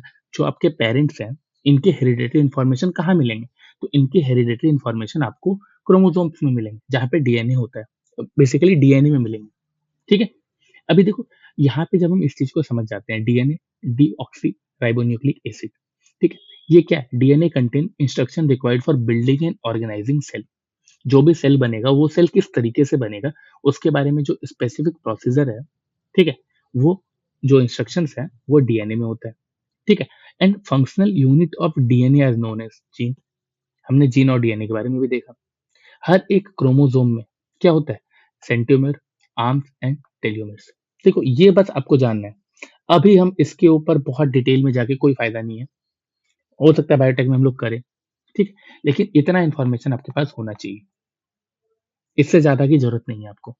आप साइंस में पीएचडी तो कर नहीं रहे हो, बट हाँ, इतना पता होना चाहिए क्या होता है। अभी देखो, ह्यूमन सेल में 46 क्रोमोसोम, 23 पेयर्स, ये हम लोगों ने ऊपर किया। क्रोमेटिन में क्या क्या मटेरियल्स होते हैं, जैसे हम लोगों ने देखा, when a cell is in its resting stage. जब वो रेस्टिंग स्टेज में होता है, जब डिवाइड नहीं कर रहा है, बेसिकली इसका मतलब, रेस्टिंग स्टेज का मतलब ये होता है। इस ये जो सब्सटेंस होते हैं, इसको हम लोग क्रोमैटिन बोलते हैं। ये कहाँ होता है, न्यूक्लियस में होता है। अब देखो, क्रोमैटिन में क्या क्या चीजें होती है, डीएनए, आरएनए एंड प्रोटीन्स। ये तीन चीजें आपको क्रोमैटिन में दिखती है। Chromatin appears as a tangled mass of thread like structure, जो हम लोगों ने सेल के पिक्चर में देखा। When the cell prepared to divide, the chromatin material condense and become organized into chromosome। क्या होता है, ये जो मटेरियल हम लोग देख रहे थे, क्रोमेटिन, ये क्या था, ये बेसिकली रेस्टिंग स्टेज में था। जब ये कंडेंस हो जाता है, तो ये क्या फॉर्म करता है, ये फॉर्म करता है क्रोमोसोम। जो रॉड शेप में जो स्ट्रक्चर हम लोग देखते हैं, इस तरह से, कैसे बनाऊं मैं, इस तरह का स्ट्रक्चर में आपको दिखेगा। इसको हम लोग क्या बोलते हैं, क्रोमोसोम्स। ठीक है। अभी न्यूक्लियस क्या होता है, न्यूक्लियोलस क्या होता है, ये हम लोगों ने देखा। न्यूक्लियस का काम क्या होता है, देखो, ये क्या करता है, storage and protection of genetic material. DNA replication and transcription, इन सब में क्या होता है, न्यूक्लियस का यूज होता है। ठीक है। Regulation of gene expression and cellular activity, ये सारी चीजें कहाँ होती है, न्यूक्लियस में। ये बेसिकली न्यूक्लियस का फंक्शन है। ठीक है। अभी देखो, राइबोसोम का प्रोडक्शन किसके थ्रू हो रहा है, विया न्यूक्लियोलस इन न्यूक्लियस। न्यूक्लियस के अंदर हो रहा है। क्लियर है। अभी हम लोगों ने यहाँ पे साइटोप्लाज्म देखा कि साइटोप्लाज्म क्या होता है। अभी देखो, सबसे इंपॉर्टेंट क्या है साइटोप्लाज्म में, आपको ये समझना है कि साइटोप्लाज्म जो होता है ना, ये बेसिकली क्या होता है, ये प्लाज्मा मेम्ब्रेन के अंदर का जो फ्लूइड रीजन होता है, एक्सेप्ट न्यूक्लियस। जब हम कोई भी सेल देखते हैं, सपोज ये हमारा एक सेल है, ठीक है, ये हमारा न्यूक्लियस है, इसके अलावा ये पूरा जो स्पेस दिख रहा है, प्लाज्मा मेम्ब्रेन, ये मेम्ब्रेन है, इसके अंदर का पूरा स्पेस जो दिख रहा है, ये जो फ्लूइड रीजन दिख रहा है, इसको हम लोग बोलते हैं साइटोप्लाज्म। ठीक है। इसमें होता क्या-क्या है, इसमें वाटर होगा, इसमें एंजाइम्स होगा, इसमें न्यूट्रिएंट होगा, इसमें ऑर्गेनेल्स होंगे। ठीक है। और जितनी मेटाबॉलिक रिएक्शंस होती है ना, जो हम लोगों ने स्टार्टिंग में पढ़ा था, जितनी मेटाबॉलिक रिएक्शन होती है, वो इसी साइटोप्लाज्म में होती है। क्लियर है। अब देखो, ये साइटोप्लाज्म के बारे में बहुत सारी चीजें हैं जो आप यहाँ से पढ़ सकते हो, बट जो हमें जानना था वो मैंने बता दिया, इससे ज्यादा हमें नहीं जानना। ठीक है? अब देखो यहाँ पे एक बात आता है सेल ऑर्गेनेल्स, ठीक है? अभी इससे पहले हम लोग क्या करेंगे, एक और चीज़ समझेंगे, एंडो मेम्ब्रेन सिस्टम, ठीक है? एंडो मेम्ब्रेन सिस्टम क्या होता है? मेम्ब्रेन के अंदर वाली चीज़ों के बारे में बात हो रही है, जिसमें endoplasmic reticulum, Golgi apparatus, lysosome, vacuoles इन सब चीज़ों को इंक्लूड किया जाता है। ये सब मिलकर क्या करते हैं? मॉडिफिकेशन का काम, पैकेजिंग का काम, ट्रांसपोर्ट का काम, ये सारे काम जो हो रहे हैं एंडो मेम्ब्रेन सिस्टम के अंदर हो रहे हैं, ठीक है? अब इसमें से सबसे पहले हम लोग एक-एक करके सारे ऑर्गेनेल्स के बारे में समझते हैं। देखो जैसे ये एनिमल सेल, इस एनिमल सेल में कौन-कौन से ऑर्गेनेल्स हैं, हम इन सारे ऑर्गेनेल्स के बारे में समझेंगे, क्लियर? ये पूरा फैक्ट्री सिस्टम के बारे में एक-एक चीज़ जो ज़रूरी है हमें समझना, हम उन सारी चीज़ों को समझेंगे, ठीक है? अभी यहाँ पे क्या है, सेल ऑर्गेनेल के बारे में बताया सबसे पहले। देखो सेल ऑर्गेनेल क्या है? Cell organelle are enclosed by membrane. इस मेम्ब्रेन के अंदर की चीज़ें के बारे में बात हो रही है, which help maintain separation between their internal content and external environment. अंदर की चीज़ों को और बाहर की चीज़ों को सेपरेट करता है, ठीक है? अभी क्या है इस पिक्चर को रोक के ना, इस पिक्चर को रोकने के बाद आप क्या करोगे कि इसमें जो भी चीज़ें दी गई है, lysosome, nucleus, nucleolus, chromatin, centriole, ठीक है? आपको यहाँ पे mitochondria, plasma membrane, cytoplasm, ribosomes इन सब चीज़ों को देखना है और एक चीज़ ट्राई करना है, आप एक नंबर लिख लेना, कितनी चीज़ें आप यहाँ पे देख रहे हो, एक लिस्ट बना लेना, ठीक है? अभी देखो ये जो मेम्ब्रेन है, मेम्ब्रेन का काम क्या है? उसके बारे में यहाँ पे बात की जा रही है। The importance of membrane can be understood with the example of virus. Virus lack membrane, virus में हम लोगों को पता है मेम्ब्रेन नहीं होता है, therefore not exhibiting characteristics of life. अगर मेम्ब्रेन नहीं है तो उसके अंदर अपना खुद का वो लाइफ नहीं है, बिना होस्ट के वो जिंदा नहीं रह सकता है। क्यों? क्योंकि वो इंटरनल जो एक्टिविटीज है उसको कंट्रोल नहीं कर पा रहा है, क्लियर है? इसीलिए हम लोग क्या करते हैं, सबसे पहले एंडो मेम्ब्रेन सिस्टम देखते हैं, मतलब मेम्ब्रेन के अंदर क्या क्या चीजें हैं, ठीक है? इंडो, विदिन, ठीक है? अभी देखो जब यहाँ पे हम इस बारे में बात करते हैं, तो इसमें हम लोग क्या देखते हैं, जितने भी हमारे ऑर्गेनेल्स हैं, like endoplasmic reticulum, Golgi apparatus, lysosome and vacuole, इन सब चीज़ों के बारे में समझेंगे। और सबसे पहले हम लोग समझेंगे एंडोप्लाज्मिक रेटिकुलम के बारे में, ठीक है?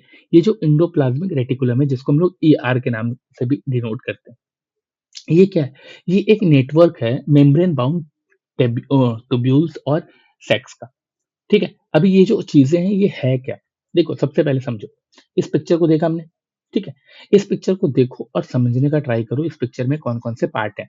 जैसे यहाँ पे न्यूक्लियर पोर दिख रहा है, क्रिस्टल स्पेस दिख रहा है, सिस्टीन दिख रहा है, राइबोसोम्स दिख रहे हैं, रफ एंडोप्लाज्मिक रेटिकुलम दिख रहा है, ठीक है? स्मूथ एंडोप्लाज्मिक रेटिकुलम दिख रहा है, ठीक है? न्यूक्लियर एनवेलप दिख रहा है।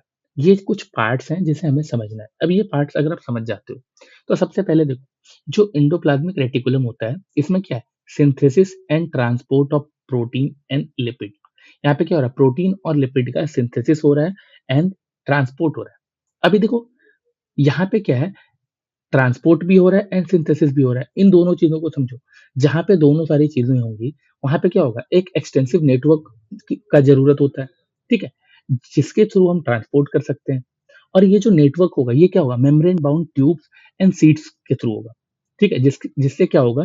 ट्रांसपोर्टिंग बहुत ईज़ी हो जाएगा, ठीक है? इसीलिए आप देखोगे it appears as long tubules and rounded oblongs, जिसको हम लोग सैक्स कहते हैं, ठीक है?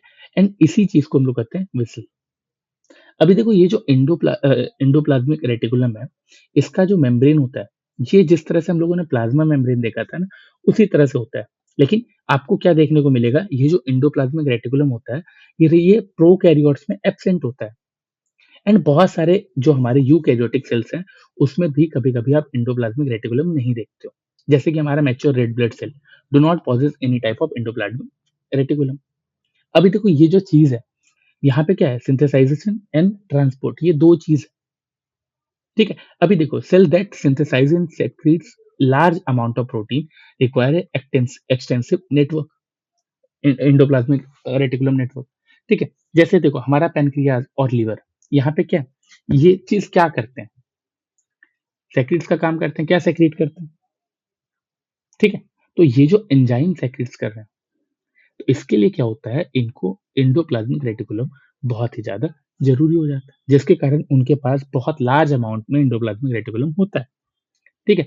और इसी कारण से आप देखोगे जब हम ये चीज पढ़ लेते हैं तब आता है टाइप्स ऑफ एंडोप्लाज्मिक रेटिकुलम, जिसमें दो तरह का होता है, एक होता है रफ एंडोप्लाज्मिक रेटिकुलम, एक होता है स्मूथ एंडोप्लाज्मिक रेटिकुलम। ठीक है, अभी इन दोनों को समझना है। देखो, सबसे पहले देखो, जो रफ एंडोप्लाज्मिक रेटिकुलम होता है, इसमें क्या होता है ना, जो राइबोसोम्स होते हैं, ये राइबोसोम्स अटैच्ड होते हैं। हाँ, राइबोसोम्स क्या होते हैं, अटैच्ड होते हैं। ये क्या कर रहे होते हैं, ये कर रहे होते हैं प्रोटीन का सिंथेसिस। ठीक है, ये कहाँ पे, जब हम रफ एंडोप्लाज्मिक रेटिकुलम के बारे में देखते हैं। एंड फिर जब हम स्मूथ एंडोप्लाज्मिक रेटिकुलम के बारे में देखते हैं, तो यहाँ पे क्या है, नो राइबोसोम्स, नो राइबोसोम्स। और यहाँ पे क्या हो रहा होता है, यहाँ पे लिपिड्स का सिंथेसिस हो रहा है,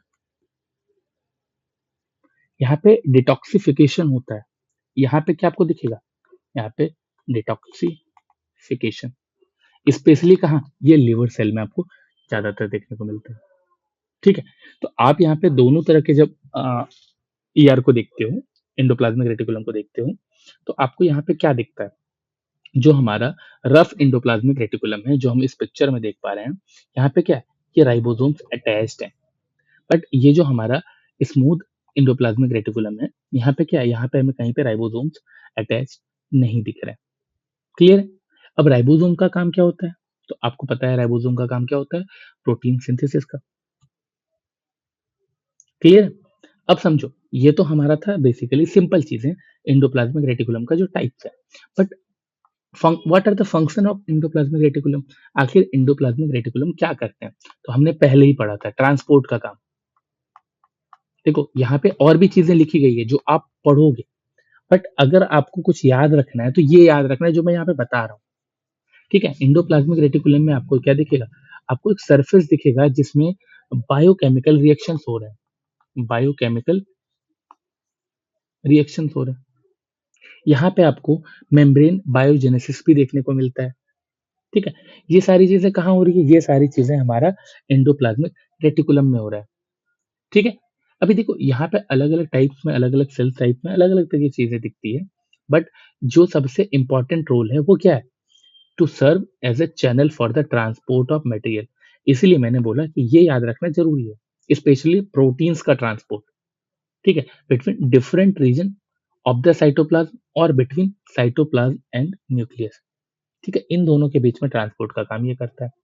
दूसरा क्या है, endoplasmic reticulum also act as cytoplasmic framework, providing a surface for several biochemical activities of the cell. Okay? तो देखो, ये दो चीज बस आपको ध्यान रखना, ये पूरा का पूरा चीज उसी में आ गया। फिर आता है हमारा सेकंड, गोल्गी एपरेटस। ठीक है, देखो, इसको बहुत लोग गोल्गी पढ़ते हैं, बट इसको जो प्रोनाउंसिएशन होता है, ये क्या होता है, वो होता है गोल्जी। अभी देखो, ये जो गोल्जी एपरेटस है, इसका स्ट्रक्चर अगर आप देखोगे तो स्टैक मेम्ब्रेन सेक्स टाइप का दिखेगा, जो अभी हम लोगों ने ऊपर देखा। इंडोप्लाज्मिक रेटिकुलम का भी स्ट्रक्चर ऐसा ही आपको देखने को मिलता है। यहाँ पे भी क्या आपको दिख रहा है, अगर हम इसके पूरे स्ट्रक्चर को देखें तो यहाँ पे जो भी आपको पार्ट दिख रहा है, इन सारे पार्ट्स को आप पहले एक बार देखो। ठीक है, एंड देन हम लोग आएंगे इसके स्ट्रक्चर पे। देखो, गोल्गी एपरेटस में क्या दिखता है, first identified as Camillo Golgi, Golgi जो उनका नाम था, इसीलिए इसे हम लोग गोल्जी एपरेटस ही कहते हैं। अगर हम इसके फंक्शन के बारे में बात करें, ठीक है, तो आपको यहाँ पे क्या दिख रहा है कि ये भी ना एक मेम्ब्रेन बाउंडेड है। ठीक है, और इसका जो मेन काम होता है, ये मॉडिफिकेशन का काम होता है, फोल्डिंग का काम होता है, पैकेजिंग का काम होता है, एंड लाइसोसोम फॉर्मेशन का काम होता है। देखो, एक बात समझो, सेल क्या है, एक प्रोडक्शन यूनिट है, इसके अंदर प्रोडक्शन हो रहा है, एंड इस प्रोडक्शन के साथ साथ हर एक तरह की चीजों का काम होता है। अगर आपको बायोलॉजी इससे पहले समझ नहीं आया तो आप इसको इस तरह से समझ सकते हो कि ये एक इंडस्ट्री है जहाँ पे काम हो रहा है। अब इस इंडस्ट्री में स्टेप बाय स्टेप क्या क्या चीजें हो रही है, उसके बारे में आपको एक एक जो ऑर्गेनल्स है वो बताता है। एंड वहां पे जैसे एक साइड कहीं पे प्रोडक्शन हो रहा है, एक साइड पैकेजिंग हो रहा है, एक साइड ट्रांसपोर्ट हो रहा है, तो ये काम जैसे हम लोग इंडस्ट्री में करते हैं, एक फैक्ट्री में करते हैं, उसी तरह से ये भी एक फैक्ट्री। ठीक है, तो इस फैक्ट्री में मॉडिफिकेशन का काम, फोल्डिंग का काम, पैकेजिंग का काम, एंड लाइसोसोम फॉर्मेशन का काम, ये कहाँ होता है, ये होता है गोल्जी एपरेटस में। ठीक है, अगर आप देखोगे यहाँ पे क्या है, स्टोरेज मॉडिफिकेशन पैकेजिंग, ठीक है। अब यहाँ पे क्या हो रहा है, यहाँ पे जो फॉर्मेशन हो रहा है ना, ये बहुत ही ज़्यादा कॉम्प्लेक्स शुगर से सिंपल शुगर बनाया जा रहा है, ठीक है। एक साइड में कॉम्प्लेक्स शुगर आया है, इसको हम ट्रांसफ़ॉर्म कर रहे हैं सिंपल शुगर में, ठीक है। अभी यहाँ पे क्या है कि ये क्या कर रहा है, ये कन्वर्ट कर रहा है प्रोटीन को। प्रोटीन जब हमारे पास बन के आया, इस प्रोटीन को फंक्शनल फॉर्म में कन्वर्ट कर रहा है, ठीक है। और कन्वर्ट करने के बाद इसको अलग-अलग जगह पे पहुँचाया जा रहा है। ठीक है। एंड इसी प्रोसेस के बीच में क्या होता है कि इन्वॉल्व होता है फॉर्मेशन ऑफ लाइसोसोम, जहाँ पे लाइसोसोम्स का फॉर्मेशन हो रहा है, ठीक है। एंड ये जो लाइसोसोम का फॉर्मेशन हो रहा है, ये क्या बताता है आपको? आप एक सिंपल अगर एग्जांपल के थ्रू समझो, तो गोल्गी एपरेटस को आप एक पोस्ट ऑफिस की तरह समझ सकते हो। यहाँ पे क्या होता है, यहाँ पे कोई पोस्ट आया, ठीक है, पोस्ट ऑफिस है, यहाँ पे कोई पोस्ट आया, इस पोस्ट को क्या किया जाता है? इस पोस्ट को फिर पैक किया जाएगा। ये पैक हुआ। पैक होने के बाद इसमें एक स्टिकर लगा एड्रेस का कि कहाँ तक ये जाने वाला है एंड देन फिर ये डिस्पैच कर दिया जाता है। ये पूरा काम होता है हमारा गोल्गी एपरेटस में, ठीक है। अभी देखो यहाँ पे एक चीज़ जो इन्वॉल्व है वो क्या है? वो है लाइसोसोम। तो हमें ये समझना है कि लाइसोसोम क्या होता है? जब यहाँ पे सिंथेसाइजेशन हो जा रहा है, लार्ज मॉलिक्यूल्स बन जा रहे हैं, तो जो गोल्गी एपरेटस होता है, उन सबको पैक कर देता है, ठीक है? एंड इसी पैकेजिंग के बा साथ-साथ एक और चीज़ हो रहा होता है, लाइसोसोम फॉर्मेशन, ठीक है? अभी हम लाइसोसोम को समझते हैं। ये क्या है? लाइसोसोम भी एक मेम्ब्रेन बाउंड सेक्स है, ठीक है? इसमें भी मेम्ब्रेन आपको दिखता है। ये बेसिकली एक डाइजेस्टिव एंजाइम है, डाइजेस्टिव एंजाइम, ठीक है? ये जो डाइजेस्टिव एंजाइम है, ये क्या प्रोड्यूस करता है? जो हम लोग प्रोटीज़ेज़ के बारे में समझे, हम लोग जो लाइपेज़ेज़ के बारे में समझते हैं, हम लोग जो न्यूक्लियेसेज़ के बारे में, ग्लाइकोसाइड्स के बारे में, इन सब चीज़ों के बारे में जो जानते हैं, वो यहीं पे हो रहा है। Lysosome are membrane bound cells filled with powerful digestive enzyme capable of breaking down organic material। जो ऑर्गेनिक मटेरियल होता है, उसको ब्रेक करने का काम यही करता है। अभी देखो ये जो एंजाइम्स हैं, ये एंजाइम्स कहाँ बनते हैं? ये रफ एंडोप्लाज्मिक रेटिकुलम में बने, ठीक है? एंड ये जो लाइसोसोमल मेम्ब्रेन है, ये क्या करता है? Prevent these enzyme from digesting the cell itself. इसके अंदर जो ये जो आप अगर लाइसो सपोज़ ये लाइसोसोम का स्ट्रक्चर है, ये जो मेम्ब्रेन है, ये क्या कर रहा है? इसके अंदर डाइजेस्टिव एंजाइम है, अगर ये एंजाइम बाहर निकल जाएँ, तो ये सेल को ही ब्रेक डाउन करना स्टार्ट कर देंगे। तो ये जो मेम्ब्रेन है, ये मेम्ब्रेन क्या करता है? सेल को प्रोटेक्ट करके रखता है इस डाइजेस्टिव एंजाइम से, ताकि वो खुद को ही डाइजेस्ट करना स्टार्ट ना कर दें। अभी देखो यहाँ पे जो हमने टाइप्स देखे कि कौन-कौन से एंजाइम्स होते हैं। तो सबसे पहले प्रोटीज़ेज़, ये क्या है? ये breaking down protein into amino acid. जो हमारा प्रोटीन होता है, उसको एमिनो एसिड में चेंज करता है कौन? प्रोटीज़। फिर होता है लिपेज़ेज़, ये क्या करता है? ये लिपिड्स को फैट्स में ट्रांस लिपिड्स और फैट्स को डाइजेस्ट कर रहा है, ठीक है? इसके बाद है न्यूक्लियस, ये क्या करता है?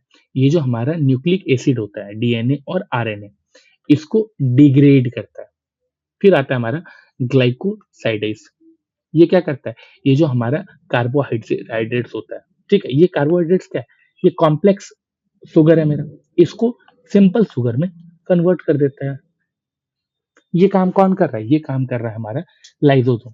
तो अगर आप इसके फंक्शन के बारे में बात करोगे, तो इसका अगर फंक्शन देखोगे, तो इसका फंक्शन क्या है? इसका फंक्शन है वेस्ट जो है सेल का, इसको डिस्पोज़ करने का काम ये करता है, ठीक है? एंड इसके साथ-साथ जो ओल्ड ग्रेन्युल ऑर्गेनेल्स होते हैं हमारे, ठीक है? इस ओल्ड ऑर्गेनेल्स का ब्रेकडाउन का काम भी कौन करता है? लाइसोसोम, ठीक है? और ये ब्रेकडाउन करने का काम जो है, इसी कारण से हम इसे सुसाइड बैग भी कहते हैं, सुसाइड बैग ऑफ सेल, ठीक है? आप खुद सोच के देखो, तो अगर इसका मेम्ब्रेन जो है ये नहीं होता, तो ये क्या करता? ये सेल को ही डाइजेस्ट कर जाता, ठीक है? इसीलिए आपको ये चीज़ समझना ज़रूरी है कि लाइसोसोम्स का काम क्या होता है, क्लियर है? हम सुसाइडल बैग क्यों कहते हैं, ये मैंने ऑलरेडी बता दिया, ठीक है? अभी देखो, यहाँ पे क्या होता है कि इसके बाद आता है एक सबसे इम्पोर्टेंट, और ये क्या है? ये है वैक्यूल्स। जैसे हमने प्लांट सेल और एनिमल सेल में देखा अलग-अलग होता है। In animal cell vacuoles are generally small in size, and plant cell generally occupy about 50 to 90% of the total cell area. ठीक है। अभी देखो ये दोनों डिफरेंस हमें सीधा दिख जाता है प्लांट सेल और एनिमल सेल में। लेकिन जब हम वैक्यूल का फंक्शन देखेंगे तो इसका फंक्शन क्या है? Vacuoles act as a storage tanks for both solid and liquid substances. जो बहुत सारे इंपॉर्टेंट मटेरियल होते हैं प्लांट सेल और एनिमल सेल में, वो यहाँ पे स्टोर्ड होते हैं। ठीक है। अभी देखो इसमें क्या क्या चीजें स्टोर होती है, तो एमिनो एसिड, शुगर एंड जो भी वेरियस ऑर्गेनिक एसिड होते हैं, प्रोटीन्स होते हैं, वेस्ट प्रोडक्ट होते हैं, ये इन सब चीज को स्टोर करके यहाँ पे रखा जाता है। ठीक है। अगर आप देखोगे प्लांट सेल में वैक्यूल्स बहुत ही बड़ा होता है। तो जो वैक्यूल है, ये ज्यादातर किससे फिल्ड होता है? सेल का सैप से, and provide turgidity and rigidity to the cell. ठीक है। इन चीजों के बारे में हमने समझा था। अभी देखो जो प्लांट सेल, वहां पे लार्ज सेंट्रल वैक्यूल होता है। ठीक है, जिसमें ज्यादा से ज्यादा क्या होता है? सेल सेप। जिसके कारण क्या होता है? ये अपनी टर्जिडिटी एंड रिजिडिटी को मेंटेन कर पाता है। लेकिन जब एनिमल सेल के बारे में बात करते हैं, एनिमल सेल में हमें क्या दिखता है कि बहुत छोटे छोटे वैक्यूल्स होते हैं। ठीक है। इसी कारण से वो बहुत ज्यादा रिजिड नहीं हो पाता है। अब इसका एग्जाम्पल लेना चाहते हो? अभी देखो, एक हमारा अमीबा है। अमीबा में क्या होता है? फूड वैक्यूल होता है। ये बेसिकली कॉन्ट्रेक्टाइल वैक्यूल होते हैं। ठीक है। अभी देखो यहाँ पे क्या होता है कि आप एक तरह से समझ जाओ कि वैक्यूल का मतलब क्या हुआ? एक स्टोर रूम। ठीक है। और वाटर टैंक साथ में, जहाँ पे पानी भी स्टोर्ड है, लिक्विड भी स्टोर्ड है। ठीक है। अभी देखो जब हम इस चीज को समझ गए, तो आप देखोगे कुछ कुछ यूनिसेलुलर ऑर्गेनिज्म, जैसे कि अमीबा का एग्जांपल लिया, एक फूड वैक्यूल होता है। ये क्या करता है? Contains the food that has been ingest. जो फूड उसने इंजेस्ट किया, ये वहां पे जाता है। एंड देन कुछ जो सिंगल सेल ऑर्गेनिज्म होते हैं, उसमें क्या होता है? स्पेशलाइज्ड वैक्यूल होता है, जो कि एक एसेंशियल रोल प्ले करता है जब एक्सेस वाटर या फिर बहुत ज्यादा वेस्ट हो जाए सेल के अंदर, जिसको हम लोग ऑस्मो रेगुलेशन कहते हैं। क्लियर है? ठीक है। तो ये चीज हमारा क्या था? ये हमारा बेसिकली जो हमारा ऑर्गेनल्स था, यहाँ तक के बारे में हम यहाँ से पता करते हैं। ठीक है। अब इसके बाद की जो चीजें हैं, वो हम लोग इसके पार्ट 2 में देखेंगे, जब जहाँ पे हम लोग माइटोकॉन्ड्रिया के बाद आगे के बारे में बात कर रहे होंगे। ठीक है।